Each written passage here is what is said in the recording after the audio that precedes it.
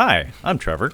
And I'm Kyle, and welcome to Catching Up on Cinema. If you haven't listened to us before, what Trevor and I do is we cover a movie that at least one of us hasn't seen before. Just kind of gets us out of our normal funk and gets us to watch movies we don't typically watch. And this month we're doing an anticipation of Once Upon a Time in Hollywood, starring two of America's cocks of the walk, Leo and Brad Pitt. We were kind of wanted to touch on films about films. Not this is documentaries about films, not films about films like Hail Caesar or Ed Wood. This is documentaries about films, and I had Trevor, since he loves documentaries about films. I had him watch Hearts of Darkness, which I was surprised he hadn't seen. Hearts of Darkness, a filmmaker's apocalypse from 1991. This is, of course, about the filming of Apocalypse Now. Trevor, at the top, what's your history with Coppola, or at least Apocalypse Now? Funny enough, I don't have much of a background with Francis Ford Coppola. I did not see the Godfather trilogy until maybe 3 or 4 years ago. Tom Hanks from You've Got Mail would be very disappointed in me. No kidding. Because in his book, that makes me not a man. Other than the Godfather films and Apocalypse Now, which I saw maybe when I was probably in high school at the time, I think that's about it. I don't have... Oh, and Bram Stoker's Dracula. That's actually, of all the films of his I've seen, maybe the one that resonates with me the most. Just because from a visual standpoint, it's entrancing. But, yeah, there is a caveat there. The acting is certainly not why you watch Bram Stoker's Dracula. Oh, it's still good Gary Oldman. Gary Oldman tries. He tries. He's doing it. His Romanian accent is not exactly the best. Does he have the worst accent in that film? No, he is not. That would probably go to either Keanu or maybe Bill Campbell, because his Texan accent is just utterly cartoonish and silly. Even Anthony Hopkins manages to fuck some things up in that movie, and that's saying a lot, because he's usually good to go in any role, but he's doing some weird stuff in that. But from a visual standpoint, some of the editing in that movie is just amazing, and it's just fun to look at. So Coppola is not really high on my list of big name directors, and like I said, I have seen Apocalypse Now a very long time ago, and then every other time I've tried to put it on, I just haven't been able to finish it, and I've never even touched Redux, so I'm not really in the know when it comes to this guy. Well, I want to point out that one of the things with this show is that Trevor and I both have a genre that we like that is almost unwatchable to anybody not interested in that genre.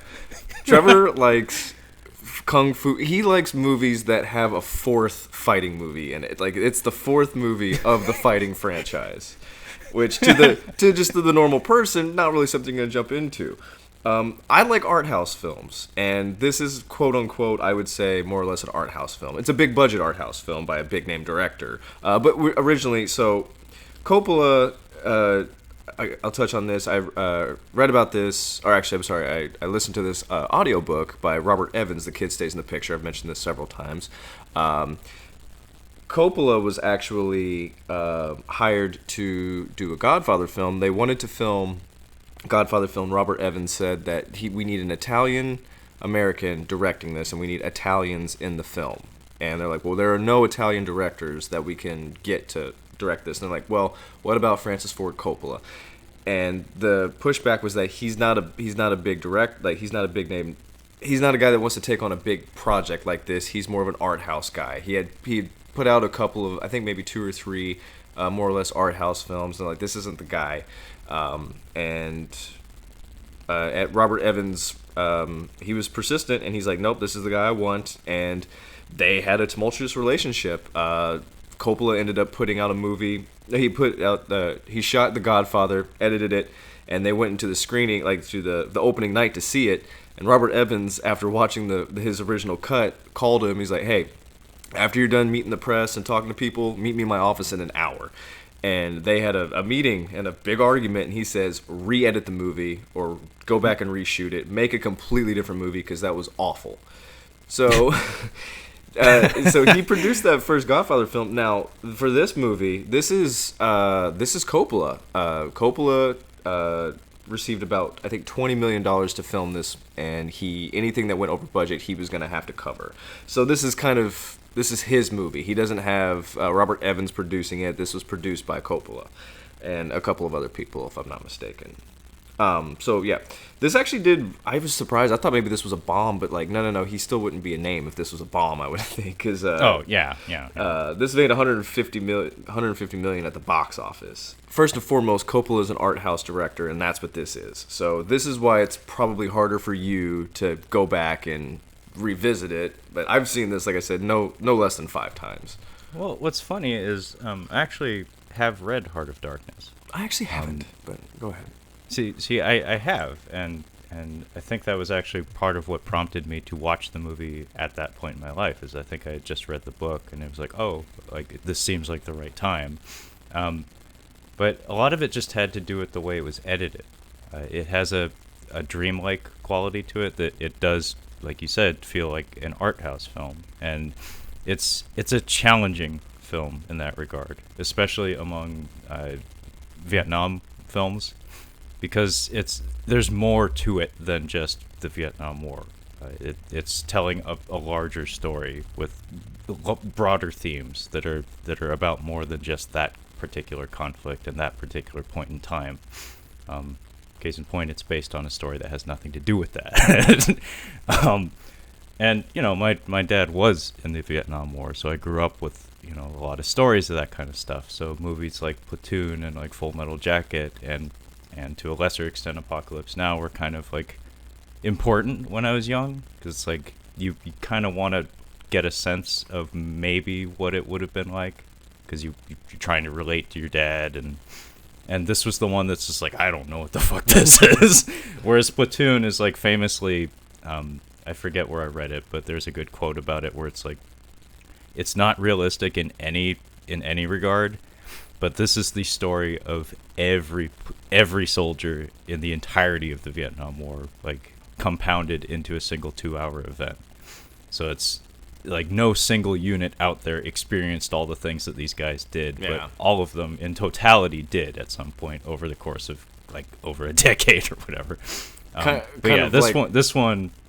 I would say Wolf of Wall Street, Jonah Hill's character wasn't a specific person. He embodied several people that were around Jordan Belfort at the time, and that was his character. He wasn't an actual person. Yeah, you're condensing the story in a way that makes it more serviceable to the telling of that particular story.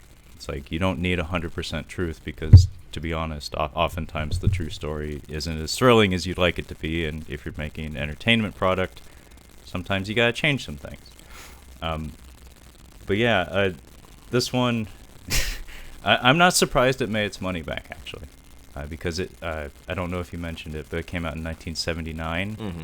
And, I mean, our troops had only pulled out of Vietnam like a few years before.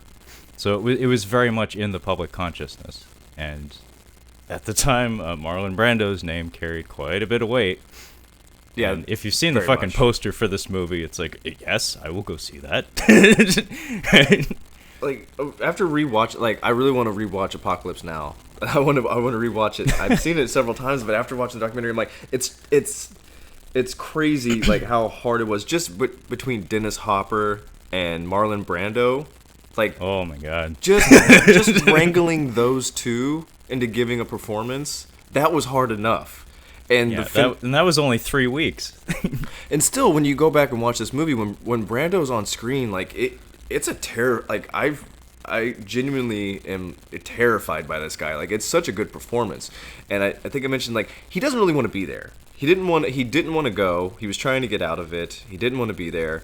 And I think that kind of adds to the character a little bit. Like he's kind of trying, not really. And I think it's effective. Well, he has, I mean, he has that magic quality as an actor that just his even his physiology, like the construction of his face, Yeah. the way he knows how to fluctuate his tones, the way he positions his hands, the way he knows where to put his face to match the light. He's just like a born and bred actor in some magical way. And some people just have that gravitas. They just have that quality to them that they look amazing on camera and sound amazing on camera. And I got that sense, like some of the they're really kind of mean to him in the way they cut this documentary, because he is not presented in a flattering light. How so? He's made to look like kind of a clown at times. We'll get to it. I was gonna say I want to discuss his character a little bit more later. Like, yeah, we have to. I mean, he's Yeah. a big component of the making of the film. But just even when he's not trying, he's still better than 80% of the people out there. Just Yeah. because he is Marlon Brando. Is Marlon Brando. So I'll jump in here. So filming started in 1976. This was originally supposed to be fat guy. I can't think. Orson Welles. Orson Welles. Nah. Oh, He doesn't French. do anything? He doesn't do anything. If you have not seen that, look up the French champagne. Look up Orson Welles champagne commercial. It is gold. It is comedy gold, and it's not supposed to be.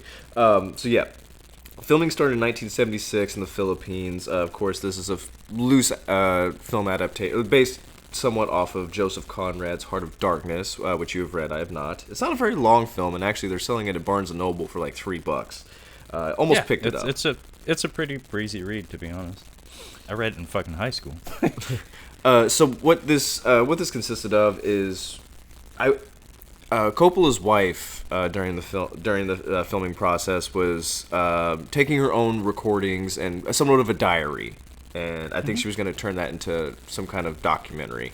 But mostly this documentary is made up of her talking over, and then a lot of like behind the scenes stuff, shooting. This is like Trevor said, or maybe I don't remember who said it, but this is all about the shooting of the film. Nothing else, just the shooting.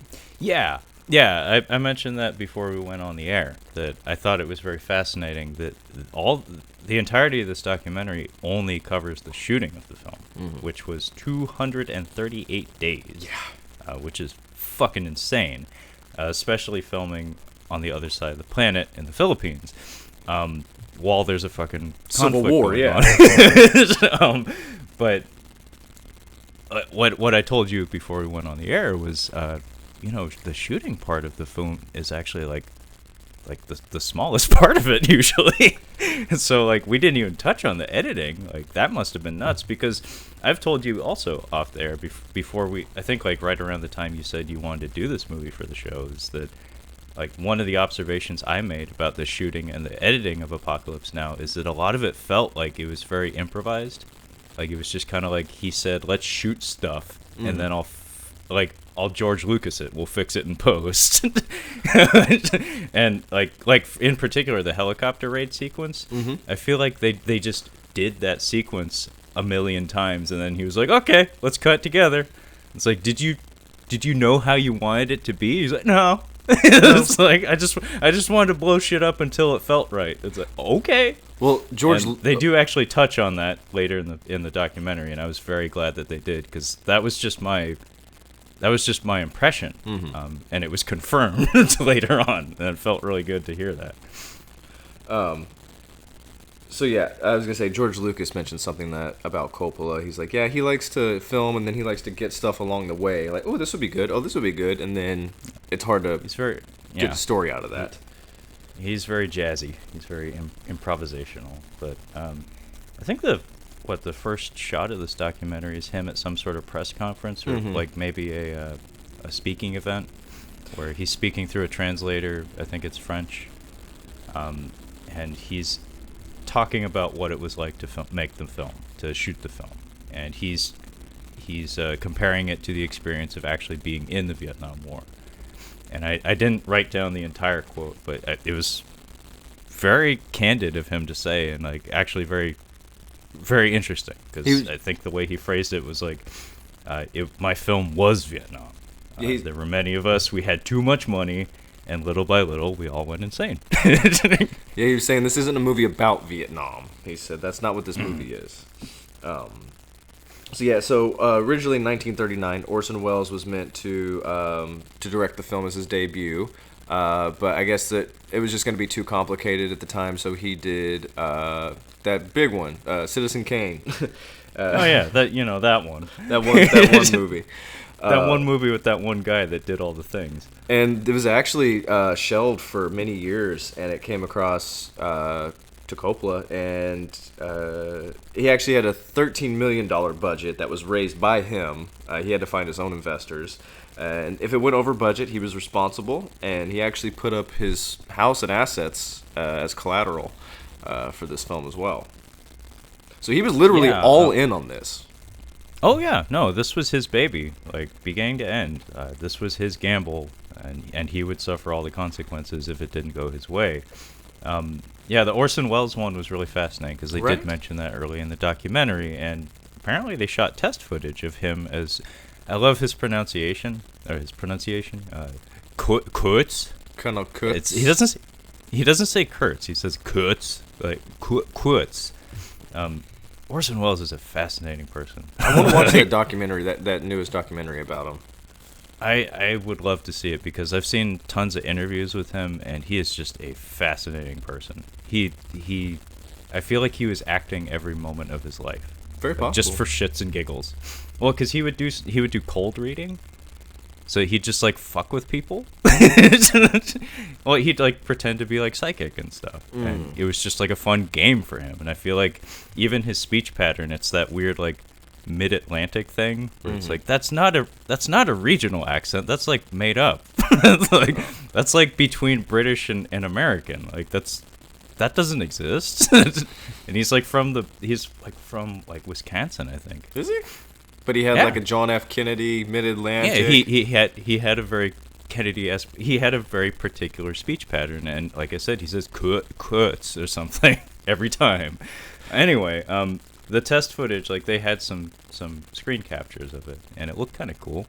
And they had like a mock-up of a set where Kurtz's compound was going to be, and they were pretty far along in pre-production. But the important note was that the studio pulled out because of financial concerns. They're like, this seems too grand, and we don't know that this will make its money back, which is telling. It's like this project in 1939 seems too grand and doesn't seem like it's going to make us any money. 30 years later, somebody else grabs it and says, "Oh no, that's not going to happen." But we'll be fine. Also important is that Coppola founded this production group called I think they call it American Zoetrope in the documentary, but it's listed online as Omni Zoetrope, so maybe it changed its name at some point. But the idea was this was supposed to be like an indie production house. Like that was his dream. Is that even like his closing remarks in this documentary? Oh, I love his closing. It's beautiful. Yeah. He believes in filmmaking as an art form as opposed to a business deal. So his dream was to have his own production company that would produce all sorts of indie films and stuff.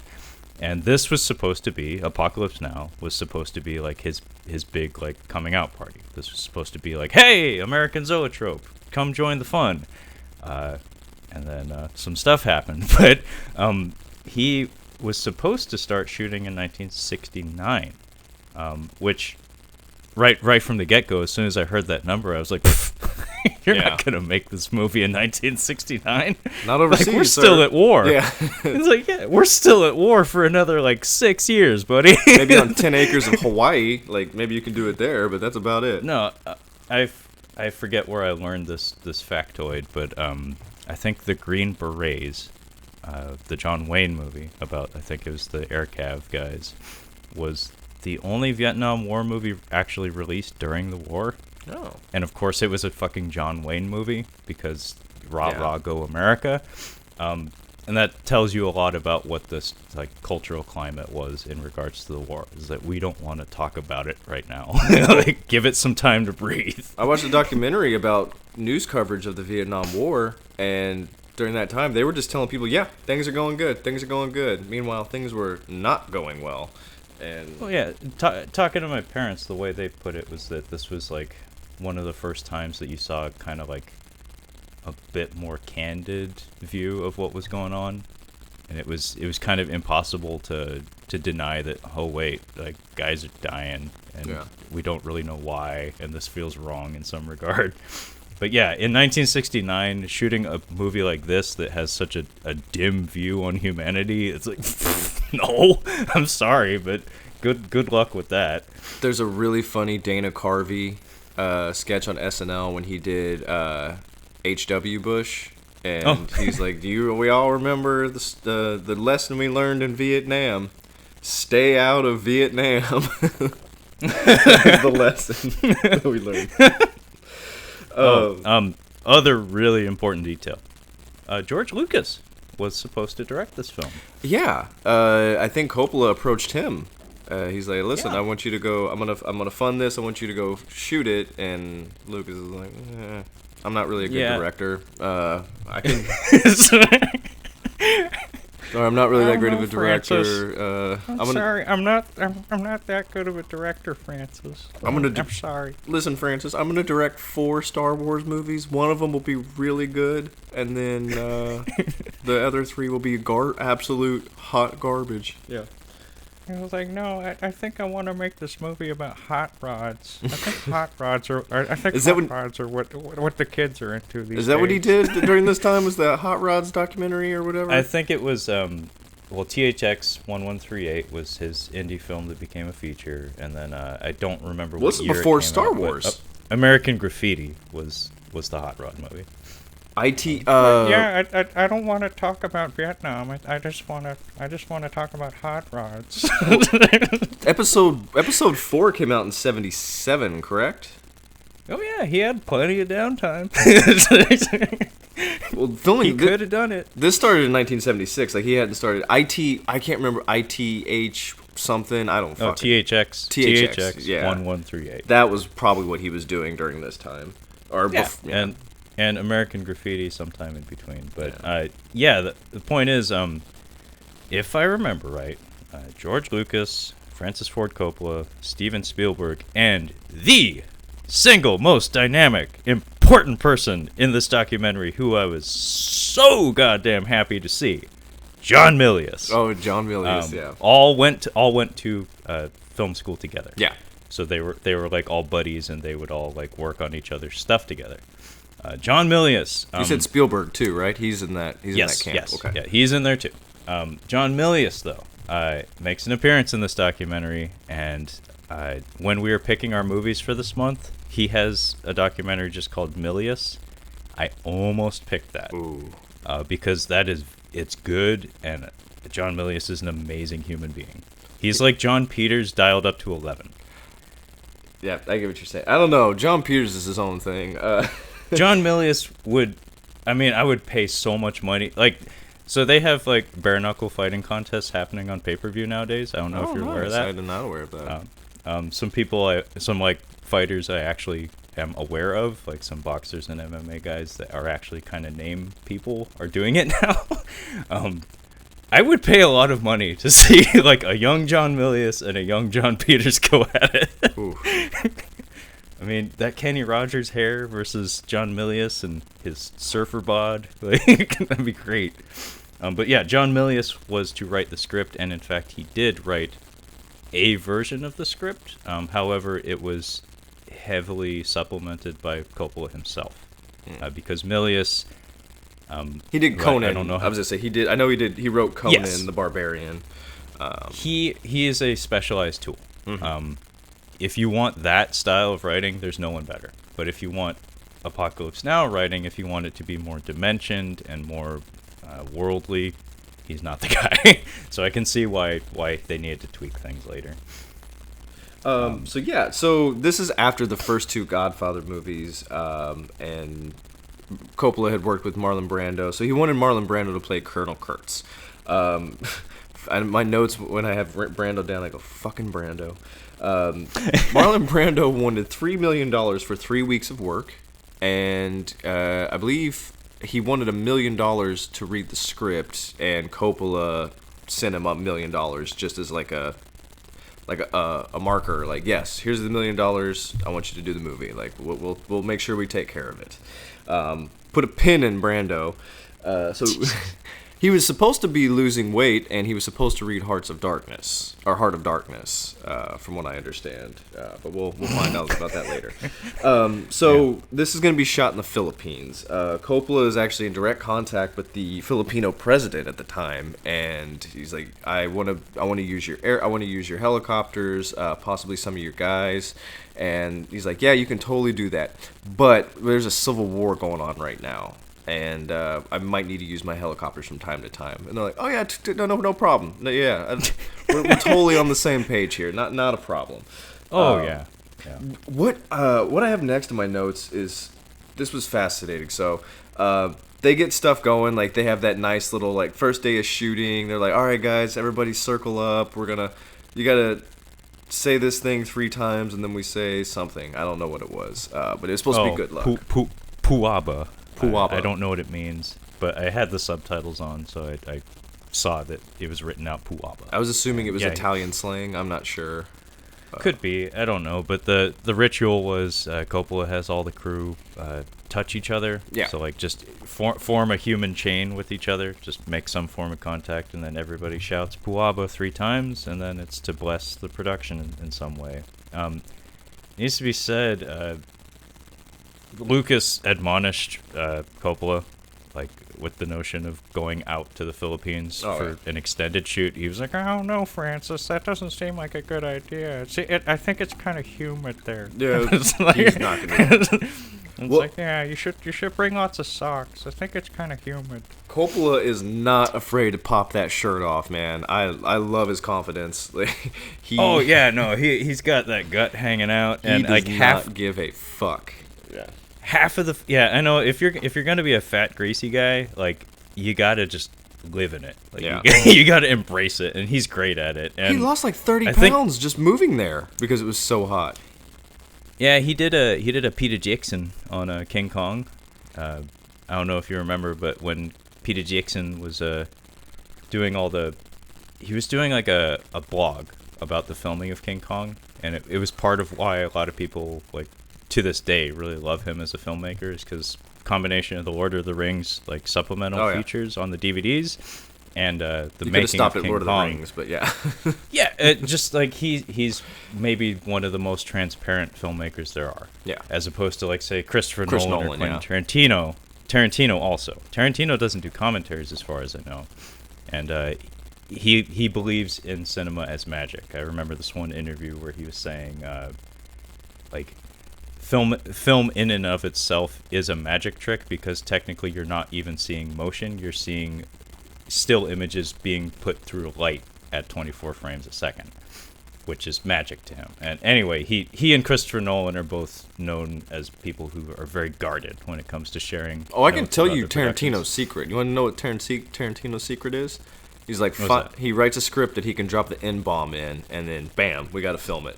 That's how he does movies. Will it fit? Will it fit? We're doing it. That's his magic. I'm kind of curious to see if that's the case with Once Upon a Time in Hollywood. Oh my God! I don't think you're wrong. I will bet you. Time period, yeah.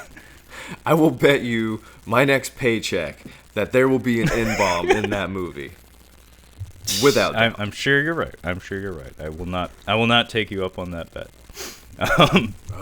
But another really important thing was that I just wanted to say that Coppola is shirtless and half submerged in water in virtually, like, about half of this documentary. Like, every chance he gets, he's like waist deep in water. That's why they're having meetings, because it's so hot. Like, just go stand in the water, dude. It's too fucking hot.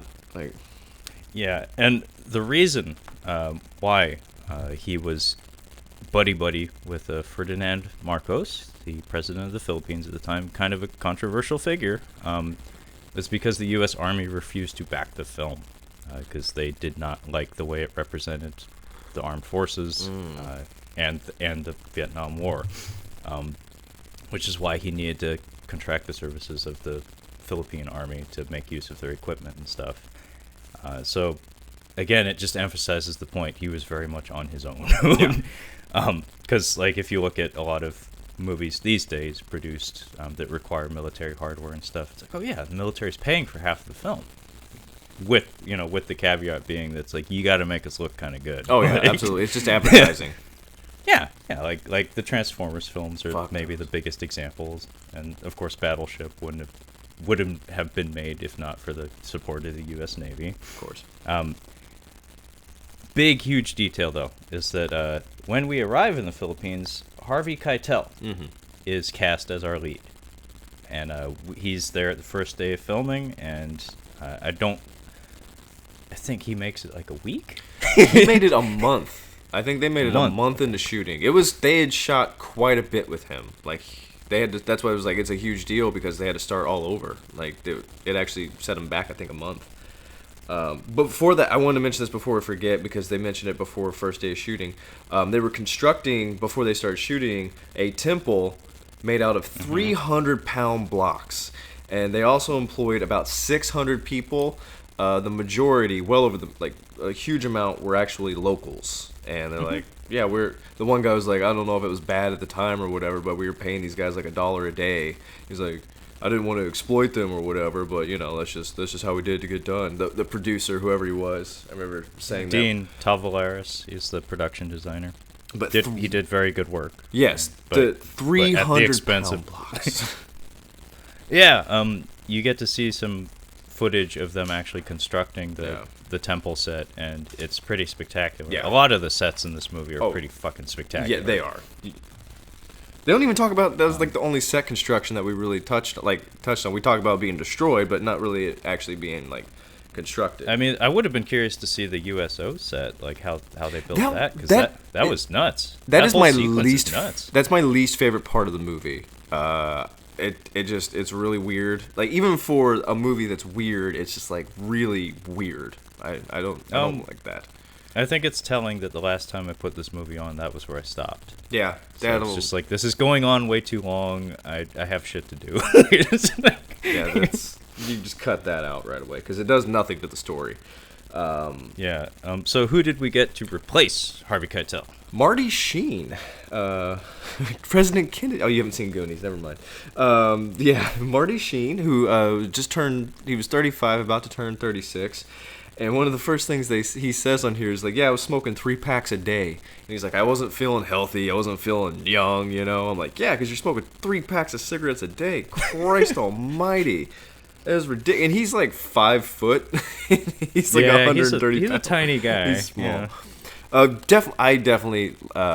I like Martin Sheen's performance here. I think that's a better choice than Harvey Keitel. I'm not big on Harvey Keitel. He doesn't really do much for me.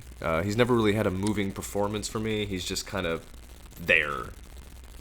I unfortunately haven't seen like his big headlining movies because he has great performances on his resume. I just haven't seen them. I know folks from my parents' age range have an appreciation for him that I don't. I'm never unhappy to see him, but like I said, I haven't seen his best work, so I can't judge. Because like Bad Lieutenant is apparently a remarkable performance from him. And then I can't remember, he plays an ambulance driver. I forget what the name of the movie was, and of course in Taxi Driver he has a small role but impactful. Plays, I think, Sport is his name. Yeah, the pimp with the weird eyeball ring. Yeah, I remember. Yeah, he's like proto Gary Oldman from True Romance or something. Oh no, that's the best pimp. That's the best film pimp ever. The best pimp. Just sit down, have yourself an egg roll. Yeah, that's pretty good. That was pretty good, wasn't it? Yeah, that's pretty good. You should develop that. Oh, that's one of my favorite Oldman performances, honestly, because it's just so wacky. It's one of the weirdest things I've ever seen. But yes, Marty Sheen is going to be taking over instead of Harvey Keitel. Yeah, he will be taking over as our protagonist. Was it Captain Willard? Yeah. So I think the documentary jumps here to like one of the more famous sequences in the movie, the filming of it rather, the helicopter raid with Colonel Kilgore, Robert Duvall. and it's laid out very clearly that this is the, like, logistically the single most complicated thing Coppola maybe ever did in his career. I think it's the influence for the beginning of Tropic Thunder too. It seems along those lines. Yeah, absolutely. But if you've seen this sequence, I mean, the footage we got in the finished product speaks for itself. This is a monumental sequence. It's gigantic. Yeah, it's huge. Epic. This is the equivalent of, like, some Cleopatra shit, or, like, Ben-Hur. Like, just the amount of stuff, moving parts on screen for each shot of the sequence is just like, oh fuck! Like, how did you guys do that? It's like, well, it took several weeks. Yeah. And apparently every fucking helicopter pilot in the Philippine army, because there's a note here that they were switching out pilots pretty much, like, on the daily, because they kept getting called away to fight the rebels in the south. Like, so he's having to re-explain it, and they're, like, messing up, and he's getting super frustrated. I mean, as you would. Yeah, so these are supposed to be choreographed, like, flybys with pyrotechnics, and these guys, you know, it would be nice if you could have a dedicated stunt pilot who can memorize the sequence and just any filmmaker is going to ask you to do it again. If you're getting a new guy every day, you can't tell him to do it again. You have to teach him the whole thing front to back, and he's probably going to fuck it up a few times. And every time you do one of these runs, you're using pyrotechnics and you're having to reconstruct sets. There goes your budget. But yeah, this was really interesting to see them filming this, because this was where it started to become reinforced. My notion of Coppola just likes to point and shoot, because a lot of these flybys, I was just like, I don't hear him telling them what. I don't feel that he really knows what he's trying to get here. He's just watching and seeing what happens and then saying, "Do it again." Well, I think he's taking the approach of just keep shooting this, like, just keep shooting, but he's taking it to shots of pyrotechnics, like that. That's kind of hard to do there, buddy. You kind of have to know exactly how you want it executed. You don't want to keep shooting that. The Philippines need trees. I mean, sorry, man. You can't keep exploding. You can't keep blowing things up here. I did like where they were like, they're like, yeah, they're all leaving. He's like, where are they going? Like, they got called back, and he's just like, so that's it? Like, they're just like flying away, and he's just like, that's all? And they have the next shot is him just kind of sitting there like, well, what the fuck do we do now? Like, this is what we're supposed to do today. I forget exactly where it comes in, but I have a pretty amazing quote from him that involves the words "fuck" and "what the fuck." He has some great "what the fucks" in this documentary. I actually, like, I feel like he's not a bad guy to work with.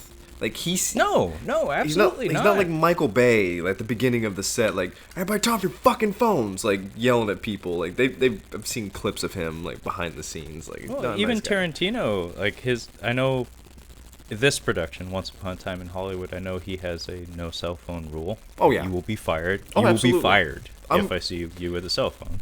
I'm for it. I'm not against it. And Coppola he gives off a good, like, he's a passionate director. Like, he is very Italian. Like, from a stereotypical standpoint, he is very Italian. He's very passionate. He's very loose. He likes to have a lot of people around him. I've mentioned it before on the air. The wedding scene from Godfather 2 is so goddamn long, but I feel like maybe that's his reality. Like, maybe that's what life is to him, because even the filming of this movie, there are so many, like, parties and shit that they do, and, like, even the little bit of footage we get of him when they're on hiatus, when he's back at his house. Yeah, I was gonna mention. Of course, he has a big fucking party. Yeah. He's like, yeah, I'm stressed as hell about shooting, but why don't you guys come over? We're gonna have it's like, you know, when you think of, like, stereotypical Italian family, it's like a lot of times it's like family gatherings, big dinners and parties and stuff. I didn't notice all the little parties they had throughout the production, but I think that was a good thing. Like, you have to keep. It's so hot. You got to keep morale up. Yeah. No, you absolutely need to do that. Like, he was like, I like from what I can gather, I like his style. He does seem like he might be. He's not like a Stanley Kubrick, like a perfectionist that has to take it like 60 or 80 times until he's like, I had it on the third one. I just wanted to make sure. He doesn't seem like that kind of guy. Well, and there, like, more importantly, a little bit later, we see that he has like an Ed Wood kind of relationship with his actors. Ed Wood, like the sense I got from him is that he was enamored with all of his performers. Listening to James Gunn on his director's commentaries, I noticed he does this thing where everybody he works with, he refers to as his friend. He doesn't refer to them as actors or like crew members or DPs or whatever. It's just my friend Dave Bautista, my friend Chris Pratt, my friend the DP or whatever.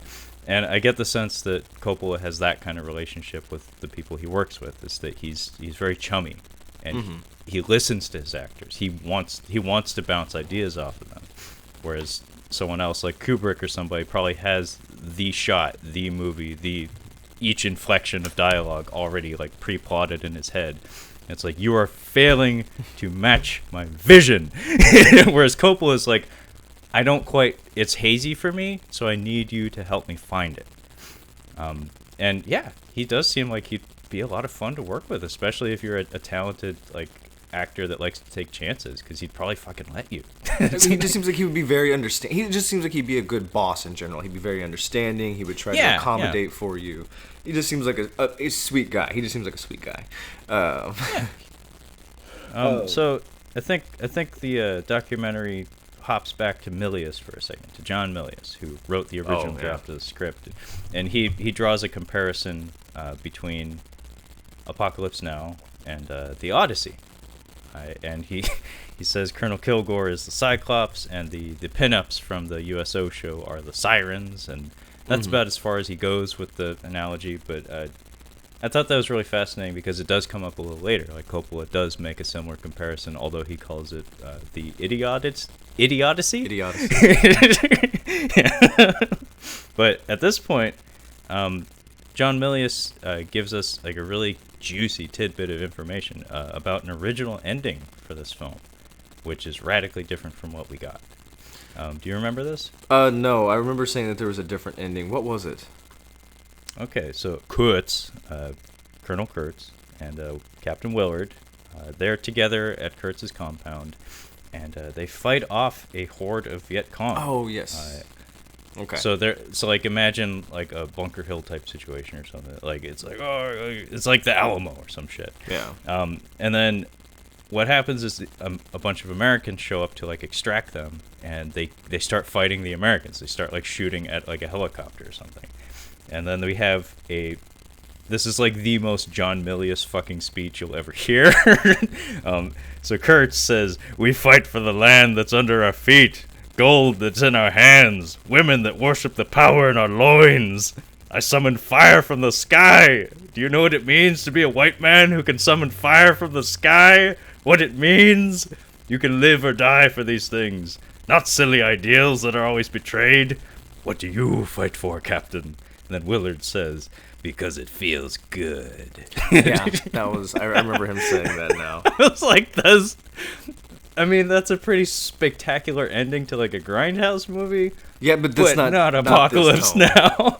Not Apocalypse Now. No, and I'm not a huge fan of the ending of this movie either, and I know that Coppola's not. He's not a fan of the ending. That was his big thing. He's like, I don't have a fucking ending. He's like, I've got this movie I've shot. He's like, I have no ending. And I don't know how I would have ended it, or if he has another way, if he's thought of another way. Like the day it hit theaters, he's like, fuck, I know my ending now. It's too late to do though. Well, I don't know. Did they change anything about the ending for Redux? No, it's the same. No.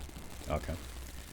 So Brando at this point is threatening to drop out of the project. Yeah, this is a very after his This is like a Troy Duffy. $1 million advance. This is like Troy Duffy on the phone with Harvey Weinstein. Like, and listening to Francis freak out is pretty spectacular. Yeah. He's a nice guy, but he definitely has. He can definitely turn it up. But he's just like, if I can't get Brando, I'll get Pacino. If I can't get Pacino, I'll get. He just name drops all these different guys. He's like, I'll find somebody else to do it. But that's what's funny is like, we're early enough in this production hell. Again, this went on for 238 days. Yeah. Of work days. Who knows if that includes weekends and holidays? That's not including the 2-month break, I think. Yeah, I don't think it is.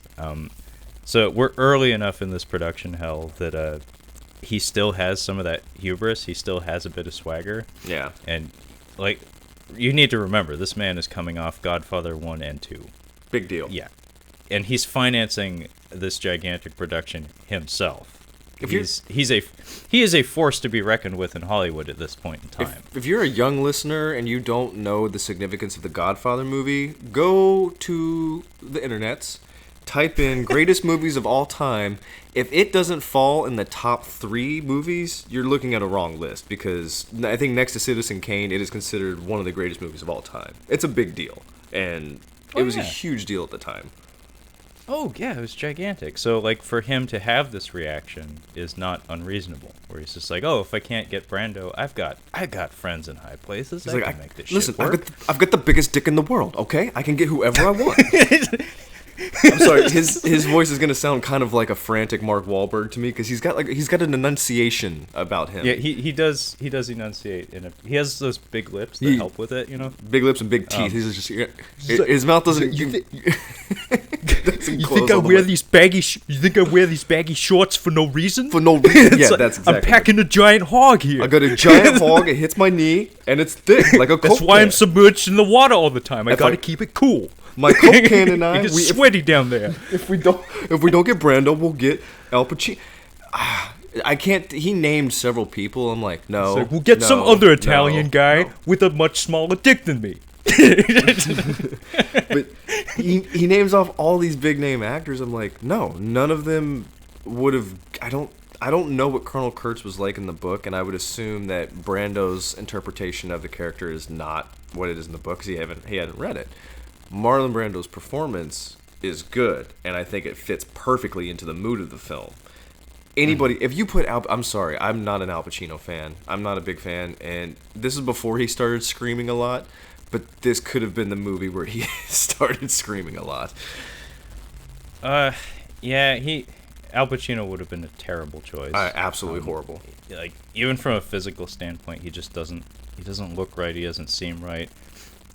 I mean, actually, on some level, that may have been, like, poignant or something, where it's like you spend the entirety of this film leading up to finding this person, and then it's just this little gremlin man. Actually, because Kurtz was supposed to be super skinny. He's just been living. Yeah. And if he would have said, Pacino would do that. That's what I'm saying. He would lose the weight, show up, shave his head. If they were to, like, I think Brando just had a bald head at the time, but that would have been kind of cool if Pacino came in weighing like 120 pounds, like just scrawny, and just still give like a scary performance like that. It could have been interesting. I'll take that back. It might not have been bad. I mean, it could have been interesting, like, just in the sense that he's a man of small stature to begin with, and like I said, there's a lot of lead up, and then the big reveal is that it's Gollum. Like, it's this little gremlin man in a cave. Yeah. I don't think it would have been as striking though as what we got with Brando. And Brando has that way about him. Like you said, I do think it is a good performance, even though they had to shoot him in shadow for certain reasons. So let's take. That's effective though. That's effective. Okay, so then we've got a big problem happens in May of 1979. We get some 76. 79, is it? Oh yeah, you're right. It's 76. My bad. May of 1976. We get some heavy rain, and I when I first watched this, I started laughing because I started thinking about Forrest Gump, and I'm like, oh my god, Forrest Gump hadn't come out yet. He didn't know about the weather in the South Pacific. He wasn't in Vietnam. How could he have known? He doesn't know. He has no. Do you think the locals were just like standing around like, yeah, I hope he's done soon because it's about to hit the fan, bro? So yeah, a typhoon rolls in and it just fucks up everything. He does actually get some shots that are in the movie. They said that they weren't in the movie, but in the Redux, there's some. Oh no, it's in the regular film, like with the tiger. They go to one of the sets that was destroyed. It ends up being something that they go to on the boat. It's only a few scenes, but he makes use of it. But ultimately, they have to do they have to take a break because they just can't get anything done. They can't do any helicopter shots. They can't do any explosions, and it's just too hectic. So he gives everybody a 2-month break. Yeah. So we're closing down production for 2 months because we need to rebuild all of our sets that were washed away and damaged because of the typhoon. And you can tell that Coppola is disappointed with this because we have a lot of like archival interviews with all the cast and crew that worked on this film that were filmed several years after production.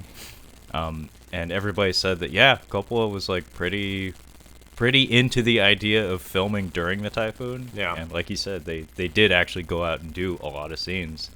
And I got the sense that a lot of the actors weren't terribly happy about that. No. Larry Fishburne in particular, who was 14 at the time. Larry Fishburne, yeah.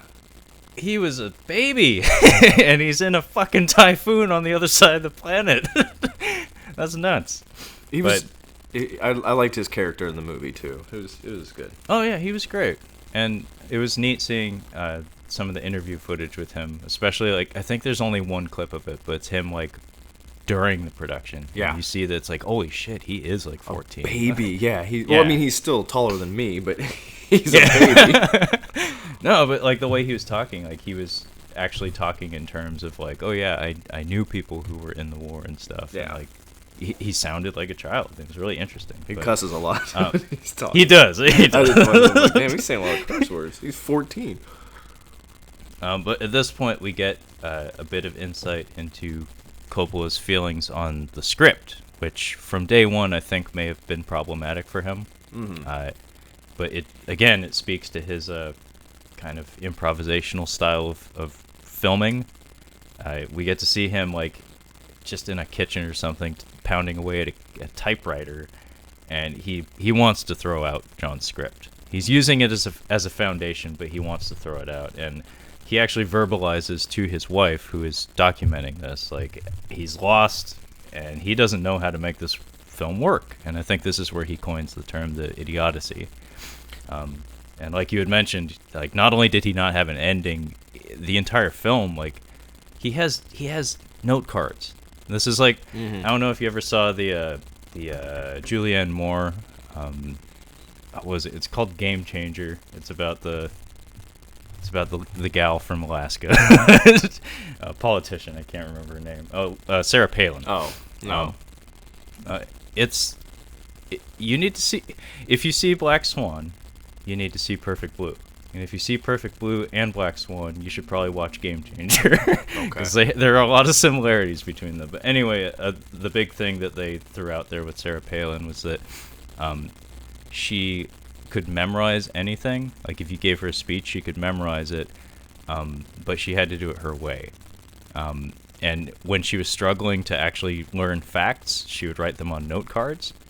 And it was just like stacks and stacks and stacks of note cards. So if you were to walk in and flip through this, it would look like a room from the movie Seven, where it's just like, oh god, like this is madness.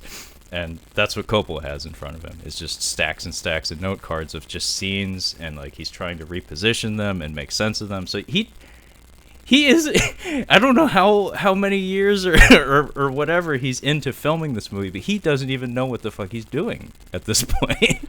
And he's about to go on hiatus for 2 months. Well, this is so you better fucking figure it out. This is entirely different than The Godfather. The Godfather is there's rich source material that they're working from. It's a book, so he's doing a film adaptation of a book, and it's all talking. It's mostly a dialogue movie. It's a lot of talking. This is almost the exact opposite. I mean, Godfather's a lot of interior shots. There's very few, like I think the Meadowlands. We've got Sonny's death, the fight. I mean, there's not a lot like outside. It's a lot of inside stuff. And this is the polar opposite. This is not a lot of talking, and this is a visual. This is a visual film. I think the person who talks the most is oh god damn it. I think I want to say it's not Robert Redford, but I can't think of his name. Robert Duvall? Yeah, Robert Duvall. There we go. And he's only in a small chunk of the movie too. Yeah, and he's the most verbose of all the characters, though. Yeah, so I could see how he's out of his comfort zone. Well, first of all, he's completely out of his comfort zone. He's in the Philippines. It's crazy hot. He's having I think for somebody of his stature at this time, things would be easier. Like, think about how easy it is for probably Steven Spielberg to do a movie. He's got his people. He knows exactly what he wants from everything, and he just goes in there He might run into a few speed bumps here and there, but I don't think he's accustomed to this many speed bumps. And that's a huge problem if the source material is not what you want. I'm assuming Milius he was doing like a Vietnam movie, and he's using the book to do a Vietnam movie. Whereas Coppola's like, no, we're trying to capture, I think he was trying to capture a mood. It's supposed to capture the oddness of what was happening, not trying to glamorize it. And I think maybe Milius was trying to glamorize it. Milius is Teddy Roosevelt in a different era. Like, no, I'm serious. Like that's probably, if you were to ask him who he idolized most in this world, it would probably be like some sort of ancient general or something. Yeah, most or likely. Teddy Roosevelt. He would do shit up real quick. Who was in the armed forces at some point. Yeah. And he idolizes that type of Patton. Like, he would say Patton or something. Yeah, actually, something like that. Like an ultra masculine man. Yeah, a man's man. And yeah, if you give him the reins to a war film, I mean, this is the guy who wrote Red Dawn. Like, he will give you that. He'll give you those rah, yeah, like awesome explosions and cool shit, because he just wants to have those like awesome Herculean speeches and stuff.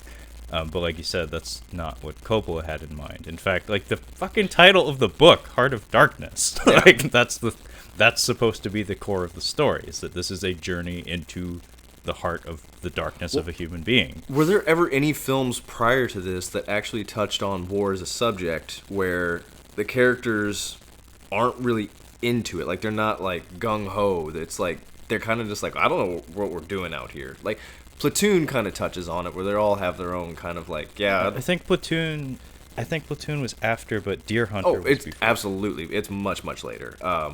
But yeah, Deer Hunter, but that's kind of I wouldn't classify Deer Hunter as that. There are aspects of it. I get where you're coming from, but this is a fully fledged like, we're in a war zone, and when in movies prior to this, if you're in a war zone, it's a combat movie. Like this is not that movie, and this might have been, besides the Deer Hunter, probably the earliest adaptation of a war film that wasn't actually a war film. Well, yeah, I mean, this is about madness. Yeah. It's not about the thrill of combat. It's about the insanity that comes from being in this situation. And there's tons of scenes in the movie that reflect that. Like, even the USO show, it's like this is just a fervor that's like, we're no longer people at this point. We're just apes. We're just angry apes, angry horny apes with guns. So at this point, Coppola had he has many good quotes in this movie. Unfortunately, he talks so fucking fast, I couldn't write it all down. There's one point he's doing an on-set interview, and he is going. Like, he's just talking like crazy. Like, he's got his shirt off. The beginning and the end of the movie, it's from the same interview. That's an incredible interview. I'd like to see it uncut. Yeah. Because he delivers a speech. But he has a good quote here that I think it was shot after the fact, like years later. The interviewer asks him, like, did you feel that you wanted to quit? And he, like, without skipping a beat, he's like, how am I going to quit myself? I can't quit. Yeah. Like, he snaps at him a little bit, too. He's like, how can I quit? Like, yeah, but just the way he phrased it, how am I going to quit myself? Yeah. Like, and that's very telling. It tells you what his attachment to this project was. It's like, this is an expression of me. Like, me and this product I'm creating are one and the same, and it does not exist if I don't will it into existence. And it's a very determined individual. You have to be in order to be a filmmaker, especially one that's financing the fucking project. Yeah. So yeah, at this point we are $3 million over budget. Yeah. And United Artists is in talks with Coppola, and they agree to front the bill. So they give him like an advance of some cash amount. I don't know how much. With the caveat being that if the film does not make back its budget and then some once it's released, he will have to pay them back like $40 million or something. It's not good.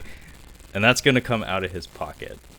So that's rough. And I think this is where we get to the French Plantation sequence, which was entirely new for me. Yeah. This is only in Redux, and I haven't even touched that. This is interesting. Real quick, did you notice the one shot of George Lucas at the party at Coppola's estate?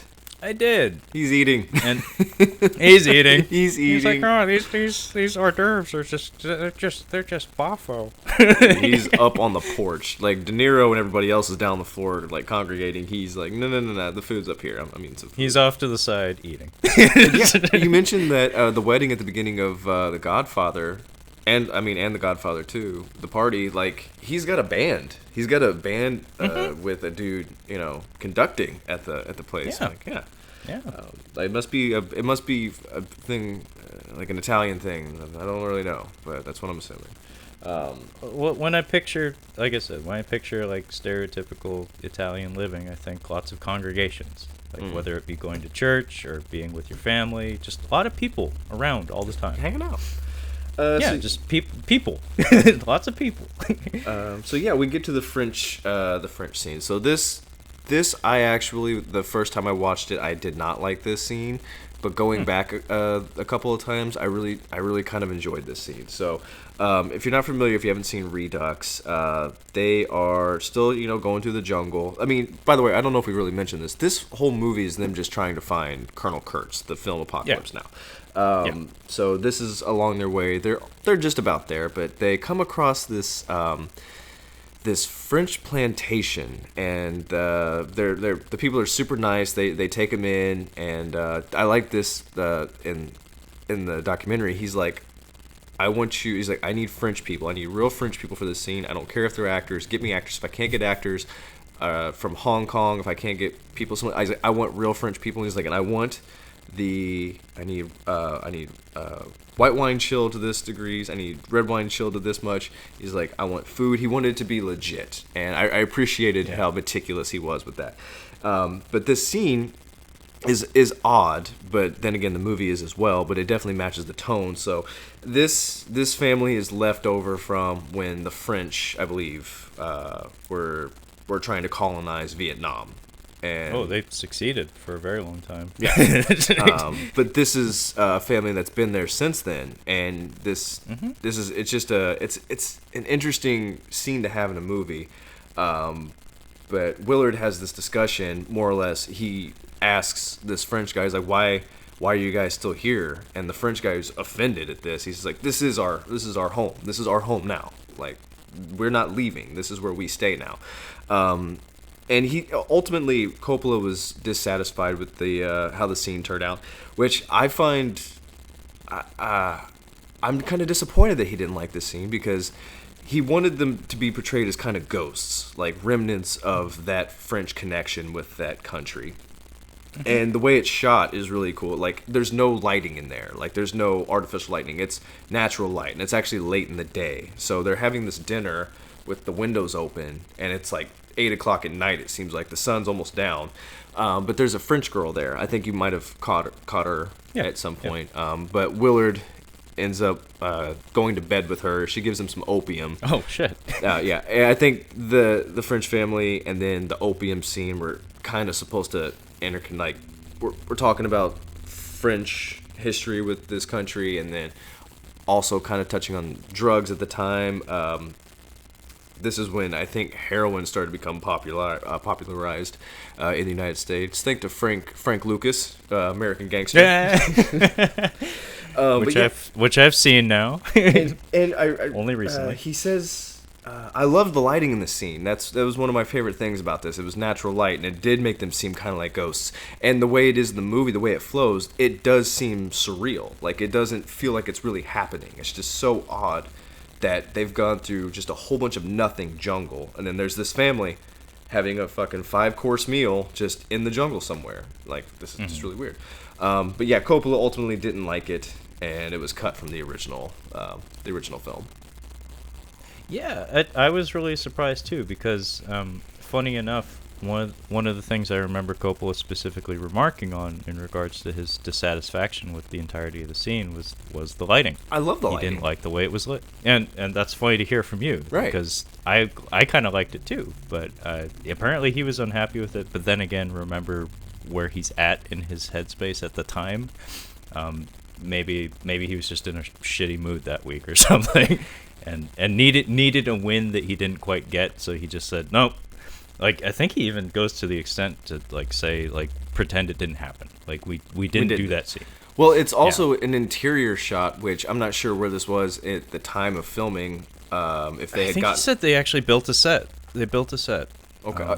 I mean, if it's a handsomely dressed set. Maybe that's what it was. He's like, finally, I get an interior shot, like inside a house, and now I can actually work the way I want to. And it's just like, I can't.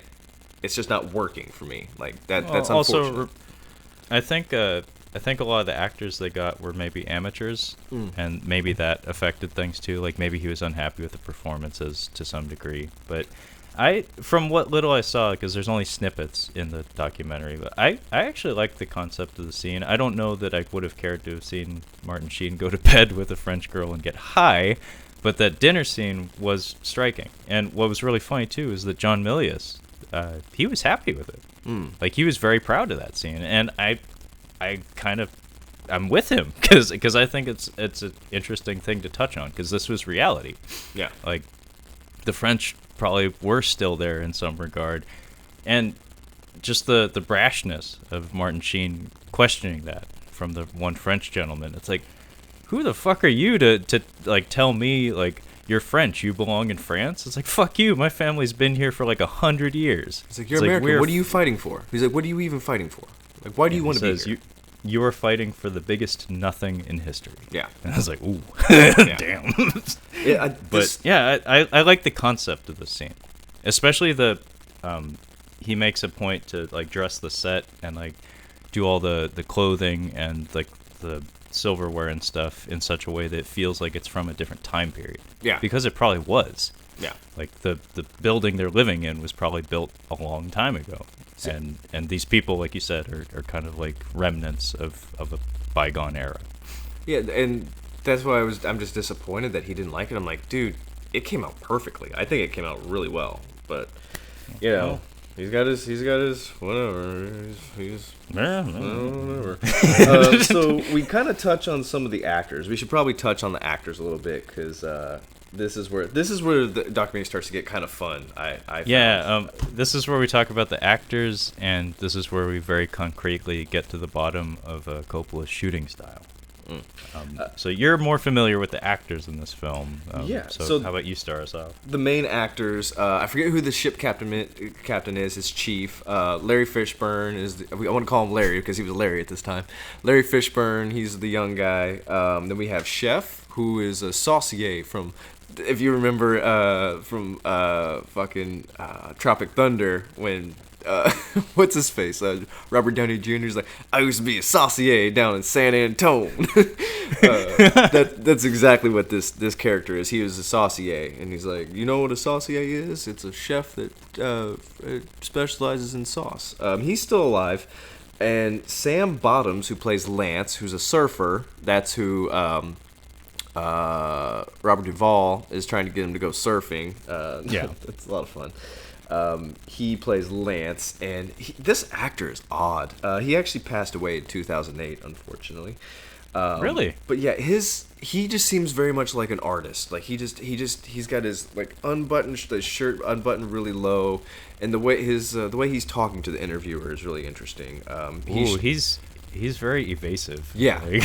When they ask him about, he's done some shit in his life. When they ask him about drugs, he's just like, he doesn't even look. He doesn't even look. Yeah, he's just looking down. He's the one that he talks about he kept some of the cards from Apocalypse Now. He's like, this was what he was saying. He was like, getting into the character. Martin Sheen says that he's like, what do you want me to like? How do you want me to play him? And he's just like, just you're him. And what's his name? Sam Bottoms actually comments on Martin Sheen saying that he's a very giving actor. He's like the nicest guy, Martin Sheen. He's a sweet guy. I mean, he's having to get himself into a character who's not a good person and not a nice guy. And he said, like, looking in, he's like, I think he had a little bit of trouble with that initially, but eventually he gives out a good performance. Absolutely. We have Chef. Can we talk about the 100th day of shooting? We get roughly around there. We get to the tiger. Yeah. So this was hilarious. So Coppola hired this guy from, I'm guessing, Texas, because apparently there are more tigers in private captivity in the state of Texas than there are in all the rest of the world. So I'm just assuming that this trainer was from Texas. So they meet this guy, and he's got scars on his face. And he's got scars on his legs, and I guess his knees kind of bum because he's been attacked several times by tigers. Like, he's a trainer, and not a very good one apparently. And they're gonna get this shot of them going through the jungle, and the thing is, he's like, yeah, I'm gonna have like a pig or a goat on a string, and we're gonna get the tiger to jump out at him, and we're gonna like be filming, like have it off to the side so you can't see the goat, but have the tiger come into frame. And the actors were scared shitless. Like, the guy who plays Chef was talking about going into the jungle. He's like, we were like, you see us like inching, he's like, we're legit terrified because the tiger's not even on a leash apparently. Like, he's just free. Yeah, he's just free. You've been talking to the trainer and seeing how fucked up his face is. It's a pig, and they said no. It's gonna be fine, Francis. He hasn't eaten for a week. They starved the tiger for a week. Oh my goodness. Yeah, that makes you feel real safe. Oh. But yeah, the tiger's name is Gamby, by the way, which I think is cute. Gamby the tiger. It's funny because the tiger scene is actually one that I remember anticipating when I was really young, like when the first time I watched this movie, because I remember my dad talking it up. He said when he saw this movie in the theater, which he was fortunate to have done that scared the shit out of him. Like, apparently he and his friends were like, "Oh, fuck!" It does. The first time you watch it, it's like, "Oh shit," because it doesn't look like there's a tiger back there. And if you were in the jungle just walking through, you were like, is there somebody back there? Is it like a pig or something? Like, oh fuck, it's a yeah, it'll scare you. But yeah, Gamby the tiger, that was quite the striking scene, and to hear the background of it was like, oh my god, this is nuts. Yeah. But yeah, going back to the actors for just a sec, like you said, Sam Bottoms actually did hang on to some note cards that Coppola had drawn up, like, on the fly. And he reads off like a list of them, and it's just like single words on each card. Yeah. So it's like utterly incomprehensible to anyone who isn't Coppola. So it says like birds, lance, POVs of blackbirds, scenes unknown. It's like, what? The birds, they had them. They had them keep taking these takes of like birds in the background. I'm not sure. Yeah, he had like a fixation on these birds because he actually there's some candid footage of him like discussing how they're gonna do the scene. He's like, okay, we're gonna shoot over there, and we're gonna try to get the birds, but you know, sometimes we're not gonna get the birds, so we'll keep trying. We'll get the birds. Lance, you get in your position. There's gonna be birds. It's just like, why? You can't control the birds. No, like, they're gonna do what they're gonna do. Like you're just burning film looking for these fucking birds. But the guy who played Chef, and I'm sorry, I don't know his name. No, that's okay. They cut to him for a second, and I wrote it down because I thought it was perfect. He'd just show up, you know? Yeah. Just show up. Like, Coppola would just show up. They wouldn't have a fucking shot list, and they'd just be on the boat all day and do stuff. And like the gentleman who played Chief. The Chief, yeah. I had to look him up. His name is Albert Hall. He's been in a lot of stuff. He's in Major Payne. I remember that's the first thing that popped up was Major Payne. Oh, see, I don't recognize him from anything else, but he has a good interview moment in this documentary where he talks about how Coppola was very open to suggestion from his actors. Mm-hmm. And there's a good scene of the two of them, like in a back office, just going back and forth, bouncing ideas off each other and talking about character motivations and stuff. And you can tell that Coppola's very receptive to it. And apparently a lot of these patrol boat scenes, which is, like you said, the majority of the fucking movie, is just them on a boat heading towards a destination unknown. A lot of it was just Coppola interviewed all the major actors and said, I want you to tell me something you want your character to do, and we'll find a way to shoot it. So like the scene where they like pull the fisherman over and apparently wrongfully shoot all of them. Yeah. I can't remember. Yeah. I seem to remember somebody just snapping and shooting them. And It was they Larry. blast Somebody all made a of them. quick move, and Larry's character just blasts him. Yeah. Yeah, apparently that was actually come up with by the actors. Oh, That interesting. didn't come from Coppola. Yeah, the actors came up with that scene because of the highly publicized My Lai massacre. That was like a pivotal moment in the Vietnam War, where it was like a search and destroy situation where a lot of civilians were killed, and it's like one of the darkest moments that was publicized at the time. So the actors got together and were like, we want to have like an analog to that, like a parallel to that. I mean, they did the same thing in Platoon with burning down the village. That's and what I was stuff. thinking It's- of. Like I said, it was one of those things that's like, for your average viewer of this film that knows anything about the Vietnam War at the time, that was something that was probably known to them. So you want to touch on that.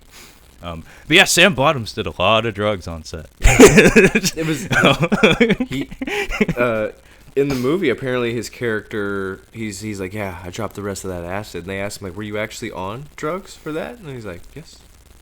Like, what was it? Acid? He's like, no. Nope. It's like it was a mixture of speed, marijuana, and alcohol. He's like, it was just wild, you know. He's just like, it was just it was his demeanor in that Yeah. interview is so puzzling. Where it's like, Well, what the fuck did he do? He was a like, wor- did he kill a guy? I mean, he at the time of the interview, he's a working actor, and this is 12 years after the film, and that's I mean, some people like Jack Nicholson is well known for being a big, he's just a big drug guy, but he's got what, at least 3 Oscars, and his name, he's a huge name, so it doesn't really matter if people know that he does drugs. That's Jack Nicholson, who gives a shit. This guy is a working actor, probably doesn't want, you know, he's like, yeah, we were doing drugs, but I don't really want to talk about that. But Yeah, I mean, you could tell that he was very guarded about it, but at the Yeah. same time, like, maybe the time was right or something, and Yeah. he could have said, I don't want to talk about that, but no, he let it out, so Yeah. interesting. yeah, kind of like a confession, like he'd never really discussed it before. I mean, that's part of the beauty of documentary filmmaking, is, like, Yeah. the pressure's on when the camera's on, and sometimes you get some soul bearing that you wouldn't get otherwise, like, in a normal conversation. Speaking of soul bearing, Yeah, holy shit, good Yeah, transition, good Kyle. this we're gonna talk about Martin Sheen, a specific scene in the opening scene in the hotel, which this is probably the most fascinating part of the documentary for me. Oh, yeah, this was is- amazing.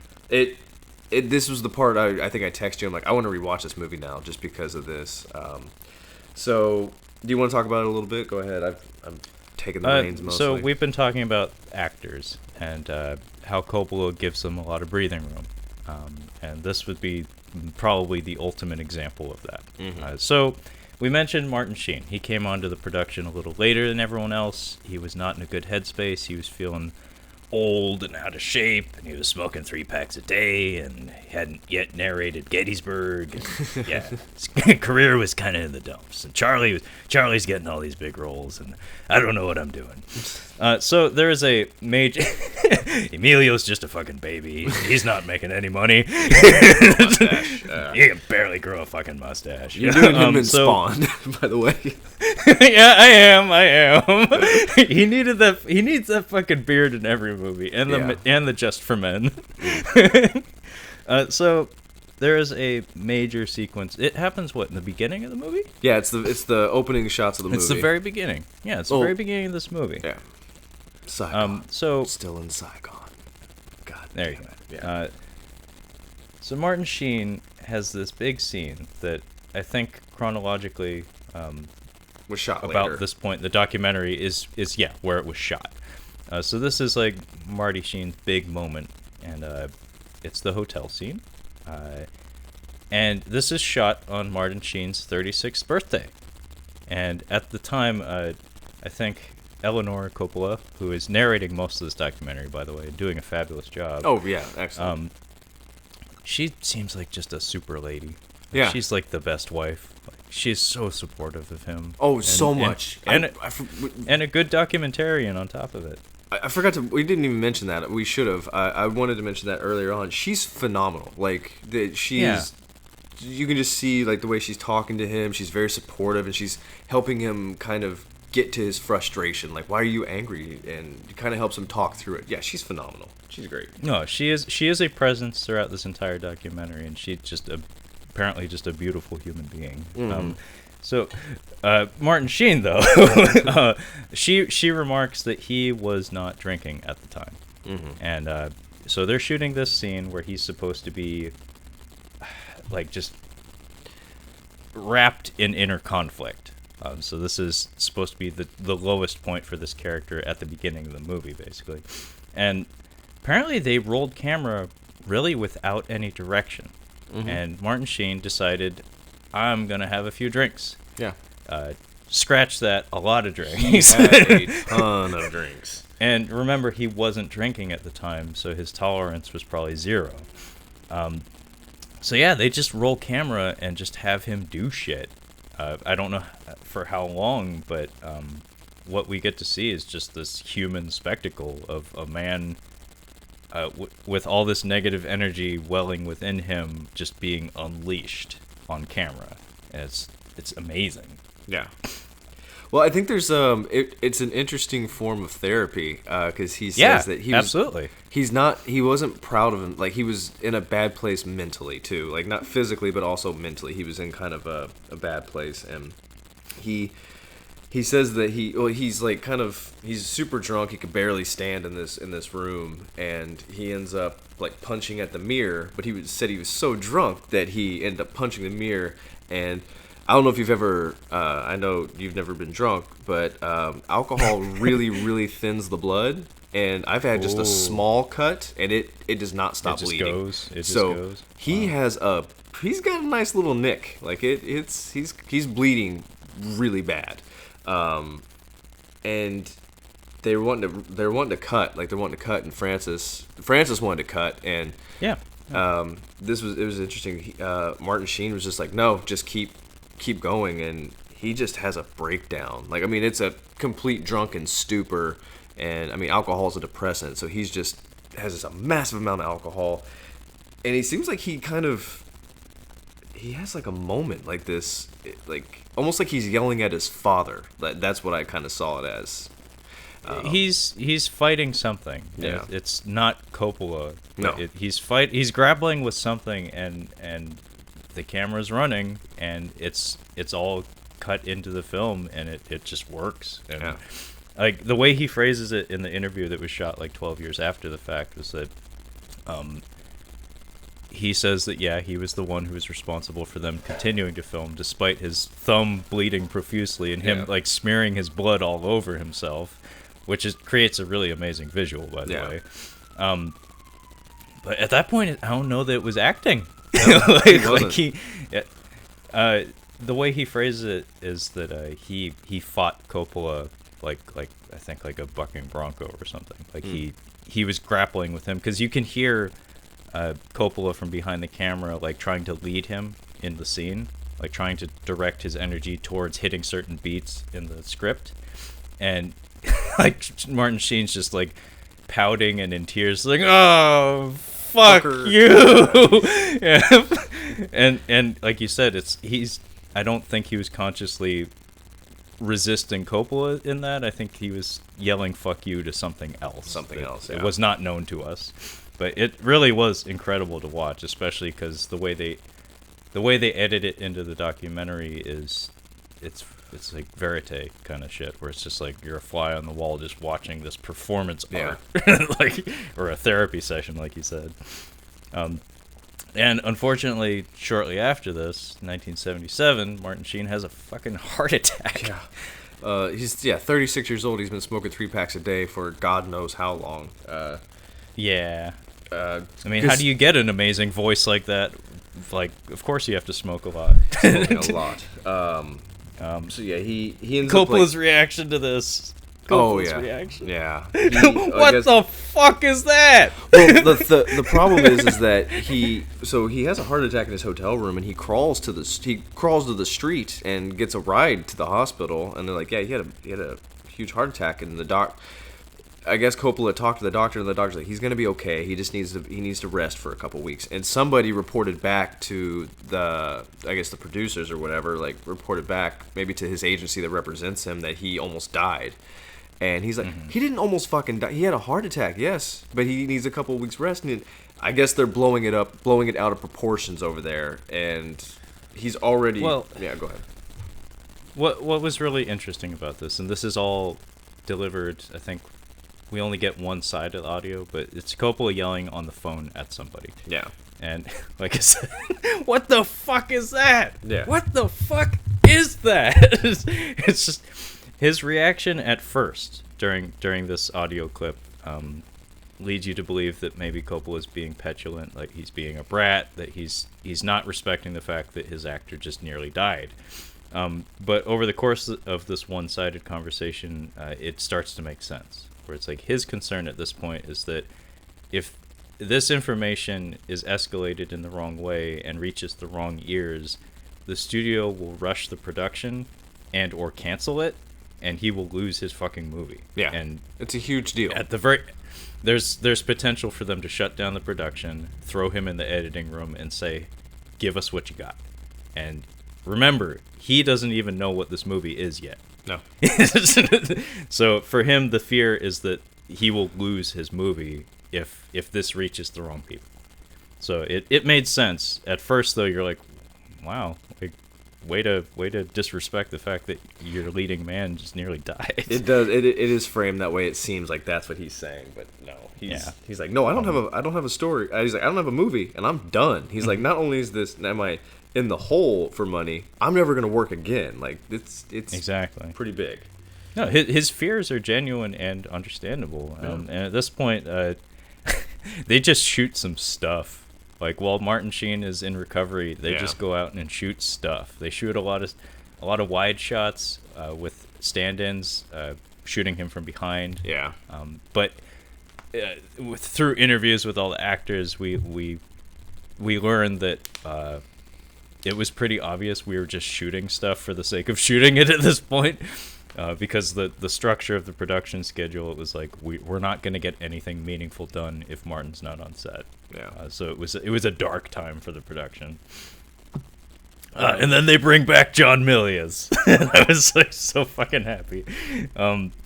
He has this great little anecdote about Von someone I should know. It's a German fellow that I think was high up in the German military during World War II. Mm-hmm. But he compares himself coming back to the production to this Von someone or other. Oh, he was to Hitler. Yeah, he's supposed to talk Hitler down. Yeah. Yeah, and he ends up leaving. He's supposed to go in there and like talk Coppola down and like get things back on track or whatever. And instead, he ends up leaving the room and he's like, "We can win. We don't need gasoline." This is going to be the greatest movie ever made. Yeah. I want to know what he said to him in that. I want to be a fly on the wall in that meeting. Like, what did he do? Yeah. Well, I mean, like he's you right, need though. to see that. You need to see that John Milius documentary because he is another very fascinating person. So we are now in 1977. Ooh. 5 weeks without Martin, and now he's back. Yeah. I think this is where we get to the climax of the film at the Kurtz compound. Yes, we're approaching the Kurtz compound. The Kurtz compound. So yeah, we've employed an actual tribe in this movie. Now, I'm going to say at the top real quick, this was shot in the Philippines again. We see some very, very graphic animal slaughter in this film, and I remember cannibal Holocaust shit. I remember watching this for the first time, and the climax sequence of this film is a cow being butchered simultaneously while Colonel Kurtz is being killed. I remember watching this and being like, that was real. Like, I've seen fake shit before, like in movies. I'm like, that just happened, and we don't do that in movies anymore. No, we can't do that in movies anymore. I'm sure there's other scenes in films where we've seen animals die on screen, but I can't name a single one, like besides this, where we actually are watching an animal slaughtered in a major motion picture. Not just killed, slaughtered. Yeah, yeah. With like animal rights and humanitarian the groups around the world now firmly established. This is not something you can do, especially in a Hollywood movie anymore. No. Maybe other parts of the world, but Hollywood doesn't do this anymore. No. In fact, this isn't really Hollywood. This even at the time, this could have been a loophole because this is almost kind of like a National Geographic like anthropology. Like this isn't a performance. This is an observation. Yeah. Technically. I mean, it was still approved of by the MPAA, which I'm sure has veto power when it comes to stuff like that. But I don't know what the situation would be for an indie production and having like animal rights groups actively on set for scenes like this. Cultural appropriation. Then again, like you said, this is anthropological types. This is observation. This is a ritual. This is a ritual that Eleanor Coppola actually witnesses independent of the movie, that this tribe just does this. So this wasn't something for the film. This was just a thing that these people do. They employed this actual tribe, and they actually employ this tribe right at the time of like the equivalent of their like Thanksgiving feast, basically. And they're watching the ritual, and Coppola's wife comes in and is like, "Hey, you might want to come see this. Like, this is pretty incredible what's happening." This made me want to go vegetarian, honestly. I've never seen... I remember seeing the cow die. I'm like, that's rough. Watching pigs get killed in real time, it's fucking horrifying. Like, yeah. It made me... I'm like, it's rough. It's rough. I don't want to eat pig anymore after that, but... I'm like, but it's an interesting shot. Like, they're all just watching, and they're actually shots of the actors watching. Like, Dennis Hopper is watching this, and he doesn't even skip a beat. He's just like sitting there watching it. Like, I think he was just high this whole time. That's the only thing Dennis Hopper is amazing in this documentary. Like, he is so big. I get the sense he is like a really annoying fucking actor to work with. That's what I was saying. Between Hopper and Coppola, I think... fuck. Hopper and Brando, I think that he was like, well, the shots were a nightmare, but you two motherfuckers, you two are going to be the death of me. You two chuckleheads. Oh, man. I feel like this is where he would, like, this is the moment, like, he would want to throw that weight around and be like, listen, motherfucker, I don't have time for this shit. Especially with Dennis Hopper. Fuck. He's just like, he's... Well, this off of Easy Ride. People with... Yeah. I mean, he is, I believe, a director. I think he was directing films on his own at this time. So I think a lot of times you get that conflict between directors and actors when said actor also happens to be a director, because there's conflict of vision.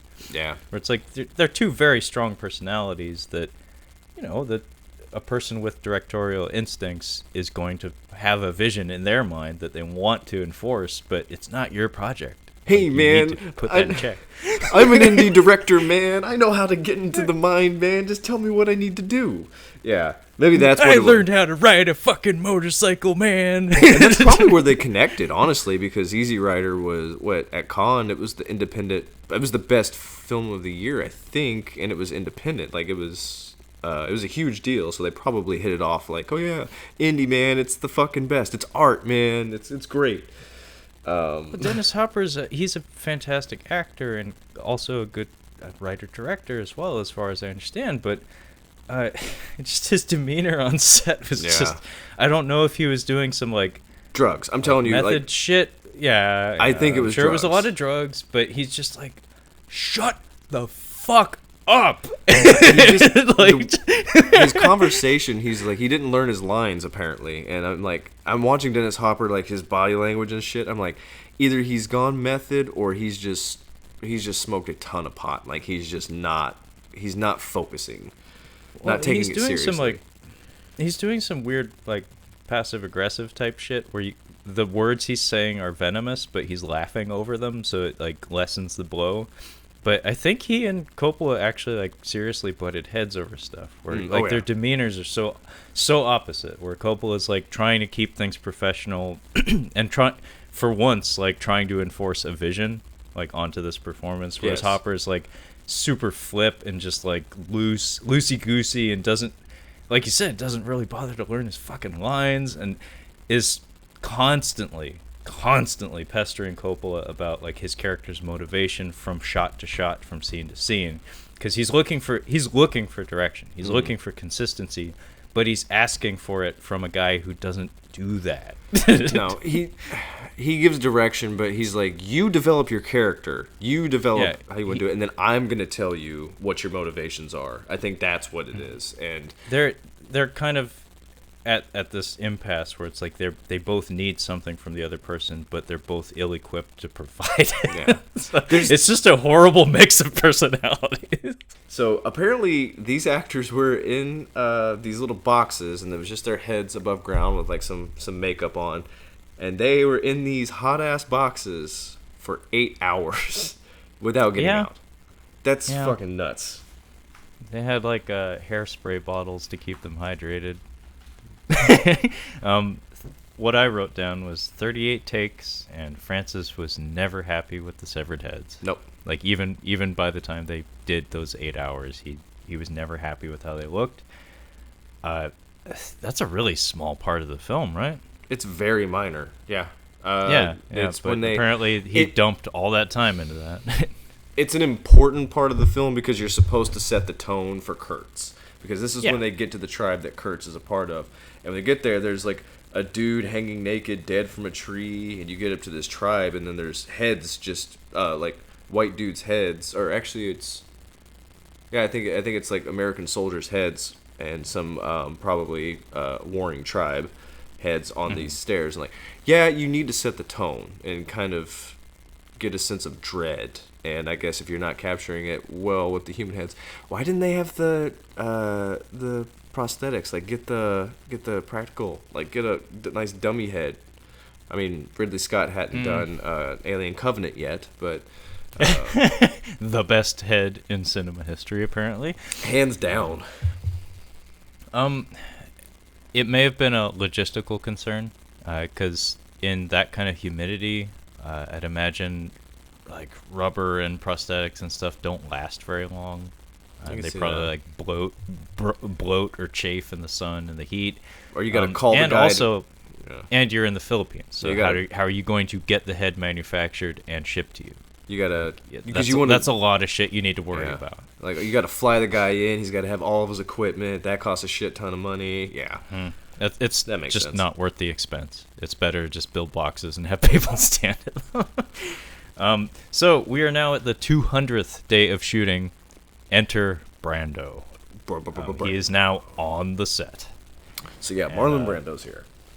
So his introduction to the documentary proper is comes in the form of a reading from Orson Welles' take on Heart of Darkness. So this would be lines directly from the text, I believe. And it's a graphic description of Kurtz and his gaunt figure. He's described as being skeletal. And then we see Marlon Brando on the set. He has been eating cheese. Only cheese. Yeah, he is fat as fuck. He's not as fat as he was in I think this Island of Dr. Moreau. Yeah, I think this is The Score. I don't remember when that French or Italian movie the butter incident. I don't know how long ago that was compared to this film. I think it was earlier. But he was fat as fuck there. He still had hair in there too. But yeah. Now, if you've never seen Marlon Brando skinny and young, holy crap, is he handsome? Look it up. Oh my goodness, he was a sight to see. Yeah, take it in. And one thing, just a little background about Marlon Brando. Marlon Brando is a garbage human being. He's no Steven Seagal. But this is a man who, like I said, he is insanely handsome, insanely talented, and he's a man who knew what he was worth, and he knew what he could get away with. And honestly, I think that he reached a point of what I've seen in the documentaries. He just he didn't really want to do movies anymore. I think that he had like a nice little power. He had like a little power thing he liked to play with directors, and you can see it here, I believe, because he didn't learn his lines. He didn't read Heart of Darkness, which I get if you don't want to read Heart of Darkness and you want to do your own take on the character. That's fine. But he didn't even learn his lines. He wasn't doing that. He was just like, nah, I don't really want to do it. And then he's really uncooperative with Coppola trying to get these scenes. Yeah, seeing this and then reading about his situation with the Superman films, where he wanted to portray a floating suitcase. Correct. Island of Dr. Moreau. And Island of Dr. Moreau. I think you're right. I think you hit the nail on the head. I think this was a game for him, where he's just like, I know what I'm worth. And I just want to fuck with you because it's fun. He's like, I'll turn out a performance, but I'm gonna make you sweat a little bit. Maybe. Yeah, I will turn out a performance. I have enough pride that I won't make myself look bad outright. But I'm not gonna listen to you. I'm not gonna give you what you want, but you're gonna get something. Yeah. You're gonna get something. Yeah, you're gonna get something, and you're not gonna steer me otherwise. But we're in agreement, though. This is a good performance. I think so. Okay, I believe so. Yeah. No, I'm happy with it. But what's interesting here is we see some just candid footage of Brando just fucking around on the set, just like wandering the set and like playing with rocks and like talking to the kids and stuff and just being a weirdo. Yeah. Just being utterly aloof. And I love that Martin Sheen is consistently just like squatting next to him, and they're not acknowledging each other's presence. They're supposed to be having like actors meetings where it's like the director and the two actors in this key scene in the movie. Like they're supposed to be having a conference, and every time Brando is talking directly to Coppola and Martin Sheen's just kind of like squatting next to them, not paying attention. It's pretty great. Like I get the sense that maybe Martin Sheen was checked out, where he's just like, this fucking guy. I think he has the patience of a saint. That's what I took it as, because Martin Sheen's doing the same thing with Dennis Hopper. Like a hothead would have been like, this guy doesn't know what he's like in Tropic Thunder. He's just like, oh, come on, you're gonna cry? Like trying to get him to cry. He's like, this guy doesn't know how to do it. And I think maybe that's part of it too. I think maybe Brando likes to get a rise out of other actors and see what they're gonna do. Like, is this like, I'm gonna really like push the director and try to see what I can get away with, and I'm gonna see if I can get a rise out of this guy, because I feel like he's gonna pop here in a minute. Actors are peculiar folks, and like I said, Orson Welles, he had that I'm gonna fuck with you kind of instinct too. Yeah. And it's a also, fat guy thing. I don't know. Maybe it is a fat guy thing. Well, guy who wasn't always fat turns into fat guy thing. Yeah, maybe that's what it was. Yeah, because Orson Welles wasn't a fat guy before. He was. I mean, he always had a fat head, but big bone. His body wasn't fat. He was big bone. He was big bone. Yeah, he hadn't fallen off the wagon. Wisconsin. Yeah. So what's interesting here though is that Brando shows up. He's overweight. He didn't read the fucking book. And Brando's overweight for the character. He's overweight in real life, but he's also overweight for the character. But Coppola's reaction to this was kind of interesting, because he verbalizes at one point that he's trying to spin ideas of how to make this work. Because I mean, he's determined he's gonna make this. He's gonna make this movie, and he did. Yeah, he's going to make this movie no matter what. And he starts spinning the character. Like he's like, okay, I have the script, but maybe we can tweak it last second here. How about we reinterpret Kurtz and have him be a hedonist, where it's like he has a girl on each arm. Yeah. He has like lavish like feasts laid out before him. He's an indulgent personality. Yeah, he's a glutton.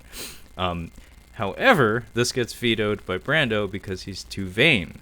He does not want to be portrayed on camera in such a way. It's like, fuck! It's like, that would have made sense, but I guess we're not doing that. Well, they also mentioned he was kind of shy about his weight. I think he's like, he was. Yeah.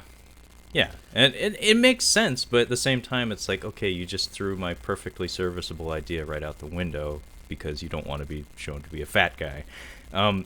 So at this point, like, actual days go by. And remember, we're on the clock. Marlon Brando is here for 3 weeks. 3 weeks, yeah. $3 million. And we cannot go over this 3 weeks. So we have him for exactly 3 weeks, and several days go by without any filming. He's just on the set, and we're just talking. We're just trying to figure out the logistics of how to make the scene work, because the guy didn't read the fucking book. He doesn't know his character, and he probably doesn't know the script either. So Coppola he's starting to freak out a bit. Yeah, just a little bit. And at this point, like, I think he even remarks that he's afraid to put Dennis Hopper in the room with Brando because of what might result with these two personalities clashing with one another. Yeah, I could definitely see that being a problem. Well, didn't Val Kilmer and Marlon Brando didn't talk? Like, I think he may have said one thing to him, and it wasn't even barely acknowledging him. I think it was like when they first arrived on the set together, and then they just kept their distance. Yeah, personalities, man. You got to manage them. But so the way we solve this, the way we solve this riddle is Francis goes back to his home. He goes back to his safe place, and he decides to have Martin Sheen and Marlon Brando improvise for 3 weeks. Let's just do this scene every day for the next 3 weeks without a script. And what ended up in the movie came from these endless sessions of redoing the scene over and over and over again. It's kind of a bold way to go about it. I mean, it's shoot from the hip approach. I guess you're bound to hit something. I mean, if you spend that many hours and that many days and that many weeks doing something, you're bound to get something decent, I guess. Maybe not comprehensible, but you're bound to get something interesting. Can we talk about the actual scenes themselves? I love the way Marlon Brando is introduced into the film. I know you're talking about the shadows. I love the use of shadows with his character.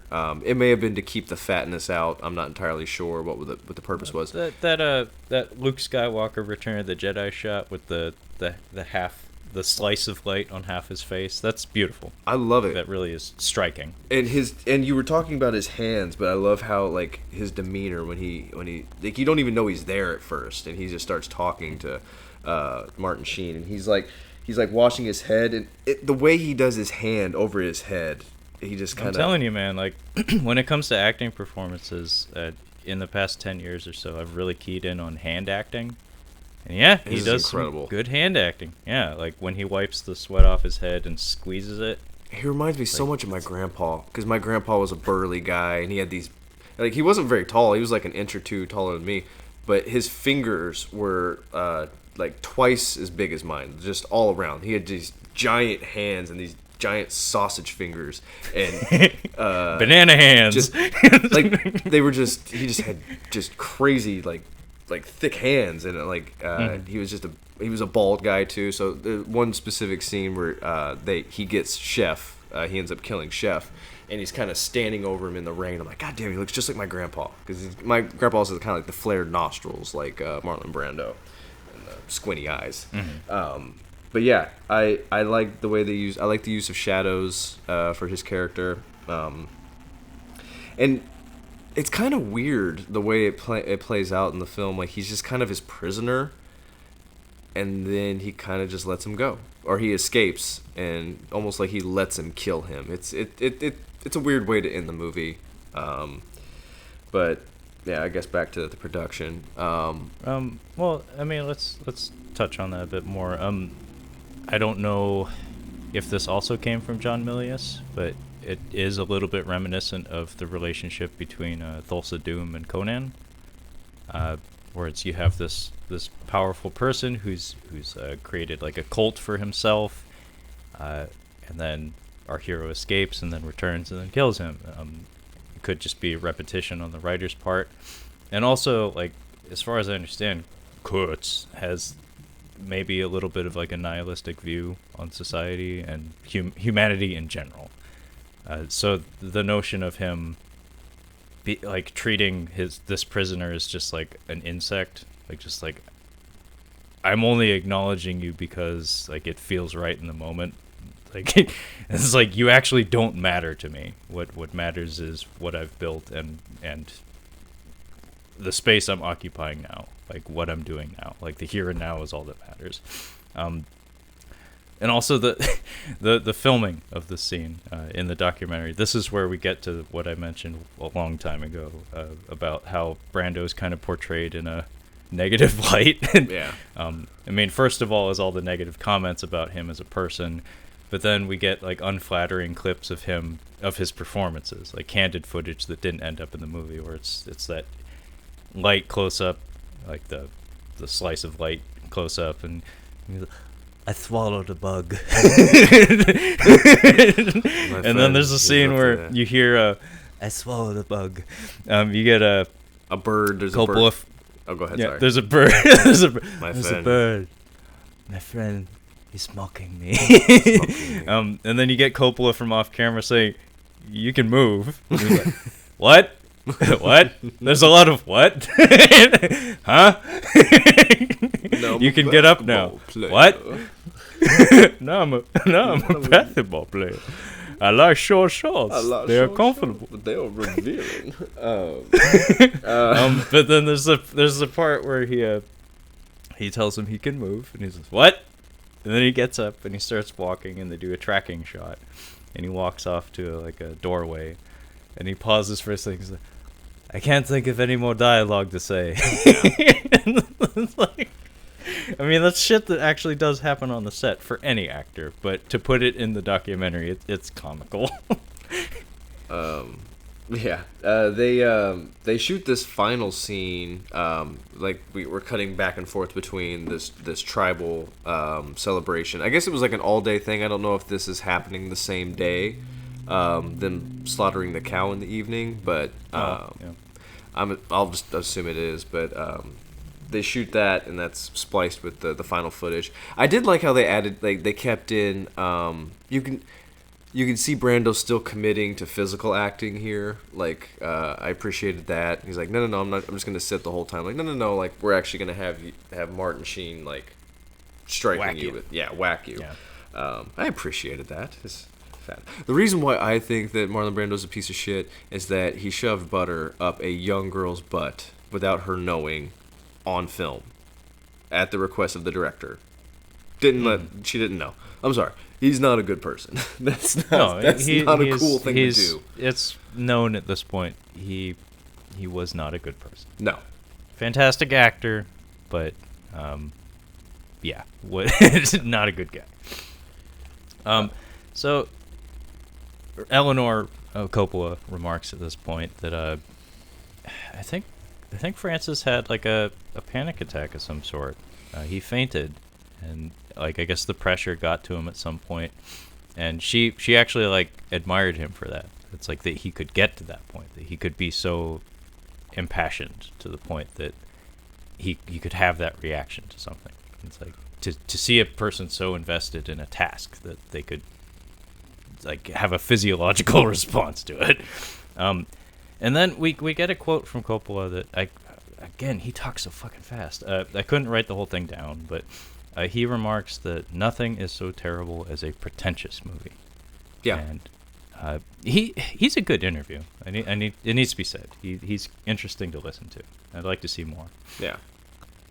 He rambles about the notion of life and death and rebirth and how it applies to his experience in filmmaking, and I think this was all from that shirtless interview where he's sitting in his director's chair that opens the film, essentially. And like I said, I need to see this whole interview because it's amazing.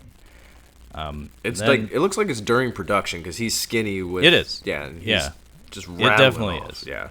And he has a lot of amazing fucking quotes in there. But cut to 2.5 years later. So I don't know how rough the edit was for this movie. Like if that was a task unto itself. Like I said, we don't actually cover that in the documentary. But premiere in 1979, and our closing slides inform us that, hey, this movie made about $150 million, so it did not flop at all. It did quite well. So very well. Thankfully, Mr. Francis got to keep his house. Yeah, he got to keep his house and his career. Yeah, and then Sofia got to do some stuff, and I think a doing couple just of them. fine. I think a couple of the kids are directed stuff.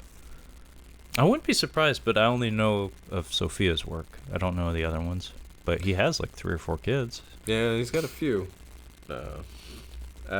So our closing remarks, though, you said this resonated with you. It was about good. Yeah, the future of filmmaking. You want to give us a I didn't insight keep in that? so because his quote isn't eloquent, but it is. It has an impact. He says he's like this movie. He's like, this took so much time and money and equipment to film. And he's like, and as the technology progresses, we're gonna have equipment available so that some little fat girl in Wisconsin can make the best film, the best new independent film of the year. And he's like, he's like, basically access to equipment and the development of technology and with this equipment is going to bring filmmaking back to being an art form. And it was really nice to hear like somebody like a big name director be like, this is what, like, everybody, just people who don't even have film degrees or people who don't have the money to make good films are going to make good films and keep the art of filmmaking alive. And it was a nice ending. And I feel like for this interview, he was trying to get out of it a little bit. Like, he didn't, like, a couple of his interviews, it seemed like he was just ready to kind of wrap it up a little bit. Like, he was talking like, yeah, come on, I got things to do. He's like, I don't really want to talk about Apocalypse Now, okay? I'm still got PTSD over it. Like, I'm still having nightmares like it was Vietnam. I wonder if he still has nightmares, because that was something that we forgot to mention throughout the film, is that he's having dreams. Like, he's having some dreams, nightmares just throughout the production about the film. I wouldn't be surprised if he just wakes up and says, oh, Brando didn't, oh shit. Oh, no. Didn't read the fucking book. Dennis Hopper, ask your questions. Many questions. I had a dream the other night that Brando got a hold of Dennis Hopper and he ended up ripping his throat out, and they were gonna crucify me and I wasn't gonna get my movie. And I'm like, yeah, that's a nightmare. You made the movie already. Go back to sleep. Yeah. But yeah, I did like his closing remarks. And it speaks to his views on filmmaking in general. That, I mean, this movie was an indie production. It paid for with his own money, outside the studio system, and it's kind of amazing that he got it done. I mean, shit. To be so bold as to front the bill for this thing and to stick with it that whole time. But yeah, I feel like that's like a sentiment that a lot of filmmakers have at some point in their career, but most of them lose sight of at some point, where it's like, you should make films for you. Because I forget the exact quote, but he actually does say a few times in this documentary that, like, this film is like an expression of me. Like, this is something that's within me that needs to get out somehow. And if I don't do it, then I'm betraying myself. And too often, like, these famous directors and stuff end up, doing Michael Bay shit, where it's like, just paying the bills. I'm taking someone else's toy box and their money and just giving them what they want. Well, I would say getting rich for it. I'd say James Cameron would be a good. I think he would be a good representative of that. Like, Terminator was his script. And that was his baby. He's like, I wrote the script, and he's like, and I want to direct it. That was his thing. But then, you get The Abyss, and then Titanic, and then Avatar. I can't remember which came for Aliens. I can't remember where Aliens racks and all of this. Aliens fell between Terminator 1 and 2. Yeah, there you go. But now James he's doing Cameron, these stupid fucking Avatar movies. Well, I disagree kind of wholeheartedly, actually. Because if I remember right, James Cameron writes almost all of his movies. Like, he wrote Aliens, I think. I think he wrote Terminator. I think he wrote Avatar. Like, these are his movies, like, through and through. I don't know what his deal is with Avatar. That's like why I think he's like, yeah, no. It made a whole bunch of money. It sucked, but it made a whole bunch of money. I don't know. I think he's attached to it, but I don't know that anyone else is.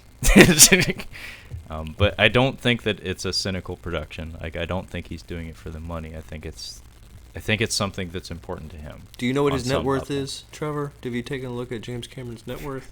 No, I haven't. He's worth about $700 million. I mean, sure. It's a lot of money. I mean, Spielberg That's a lot of money. Is Spielberg a billionaire by now? Because I feel like he should be a billionaire by now. He should pretty be. close. I mean, he's a fucking knight. I mean, Sir Steven Spielberg. But yeah, I'm really glad you had me watch this, because you told me about it a long time ago. Never watched it, and now that I have, it's like, man, I might have to put it on my shelf, because like these movies about making movies that we're going to be covering this whole month, they're like my source of inspiration. Like when I'm in like work mode and I feel like inspired to chew on something for a long time, it's like that's what I put on in the background, is stuff like this. Like Ed Wood is like at several points in my life has just been on repeat in the background in my room, and I could see myself doing that with this movie. It's definitely rewatchable. That's 100% true. You'll end up rewatching it again. I think no I doubt. will. So I believe next week we're probably going to be tackling these in chronological order this month, just in order of release. So Yeah. this one, Hearts of Darkness, A Filmmaker's Apocalypse, came out in 1991. It was directed by a couple of people, but I think the biggest name was Fax Barr in the end credits. Next week, we'll be tackling American Movie. Yeah, I watched the trailer for that. That guy's accent's making my head spin. That's gonna be fun. Oh, it's delightful. It's like I can't take it seriously at all just because of the accent. But it's directed by Chris Smith, and it came out in 1999. And it's about filmmaker Mark Borchardt, who, if you ask me, seems like he has some degree of talent. But in viewing the film, you will see what that degree actually is. So I'm looking forward to hearing what you have to say about that. Anyway, thanks for joining us as we caught up on cinema. Yeah. Catch you later. Later.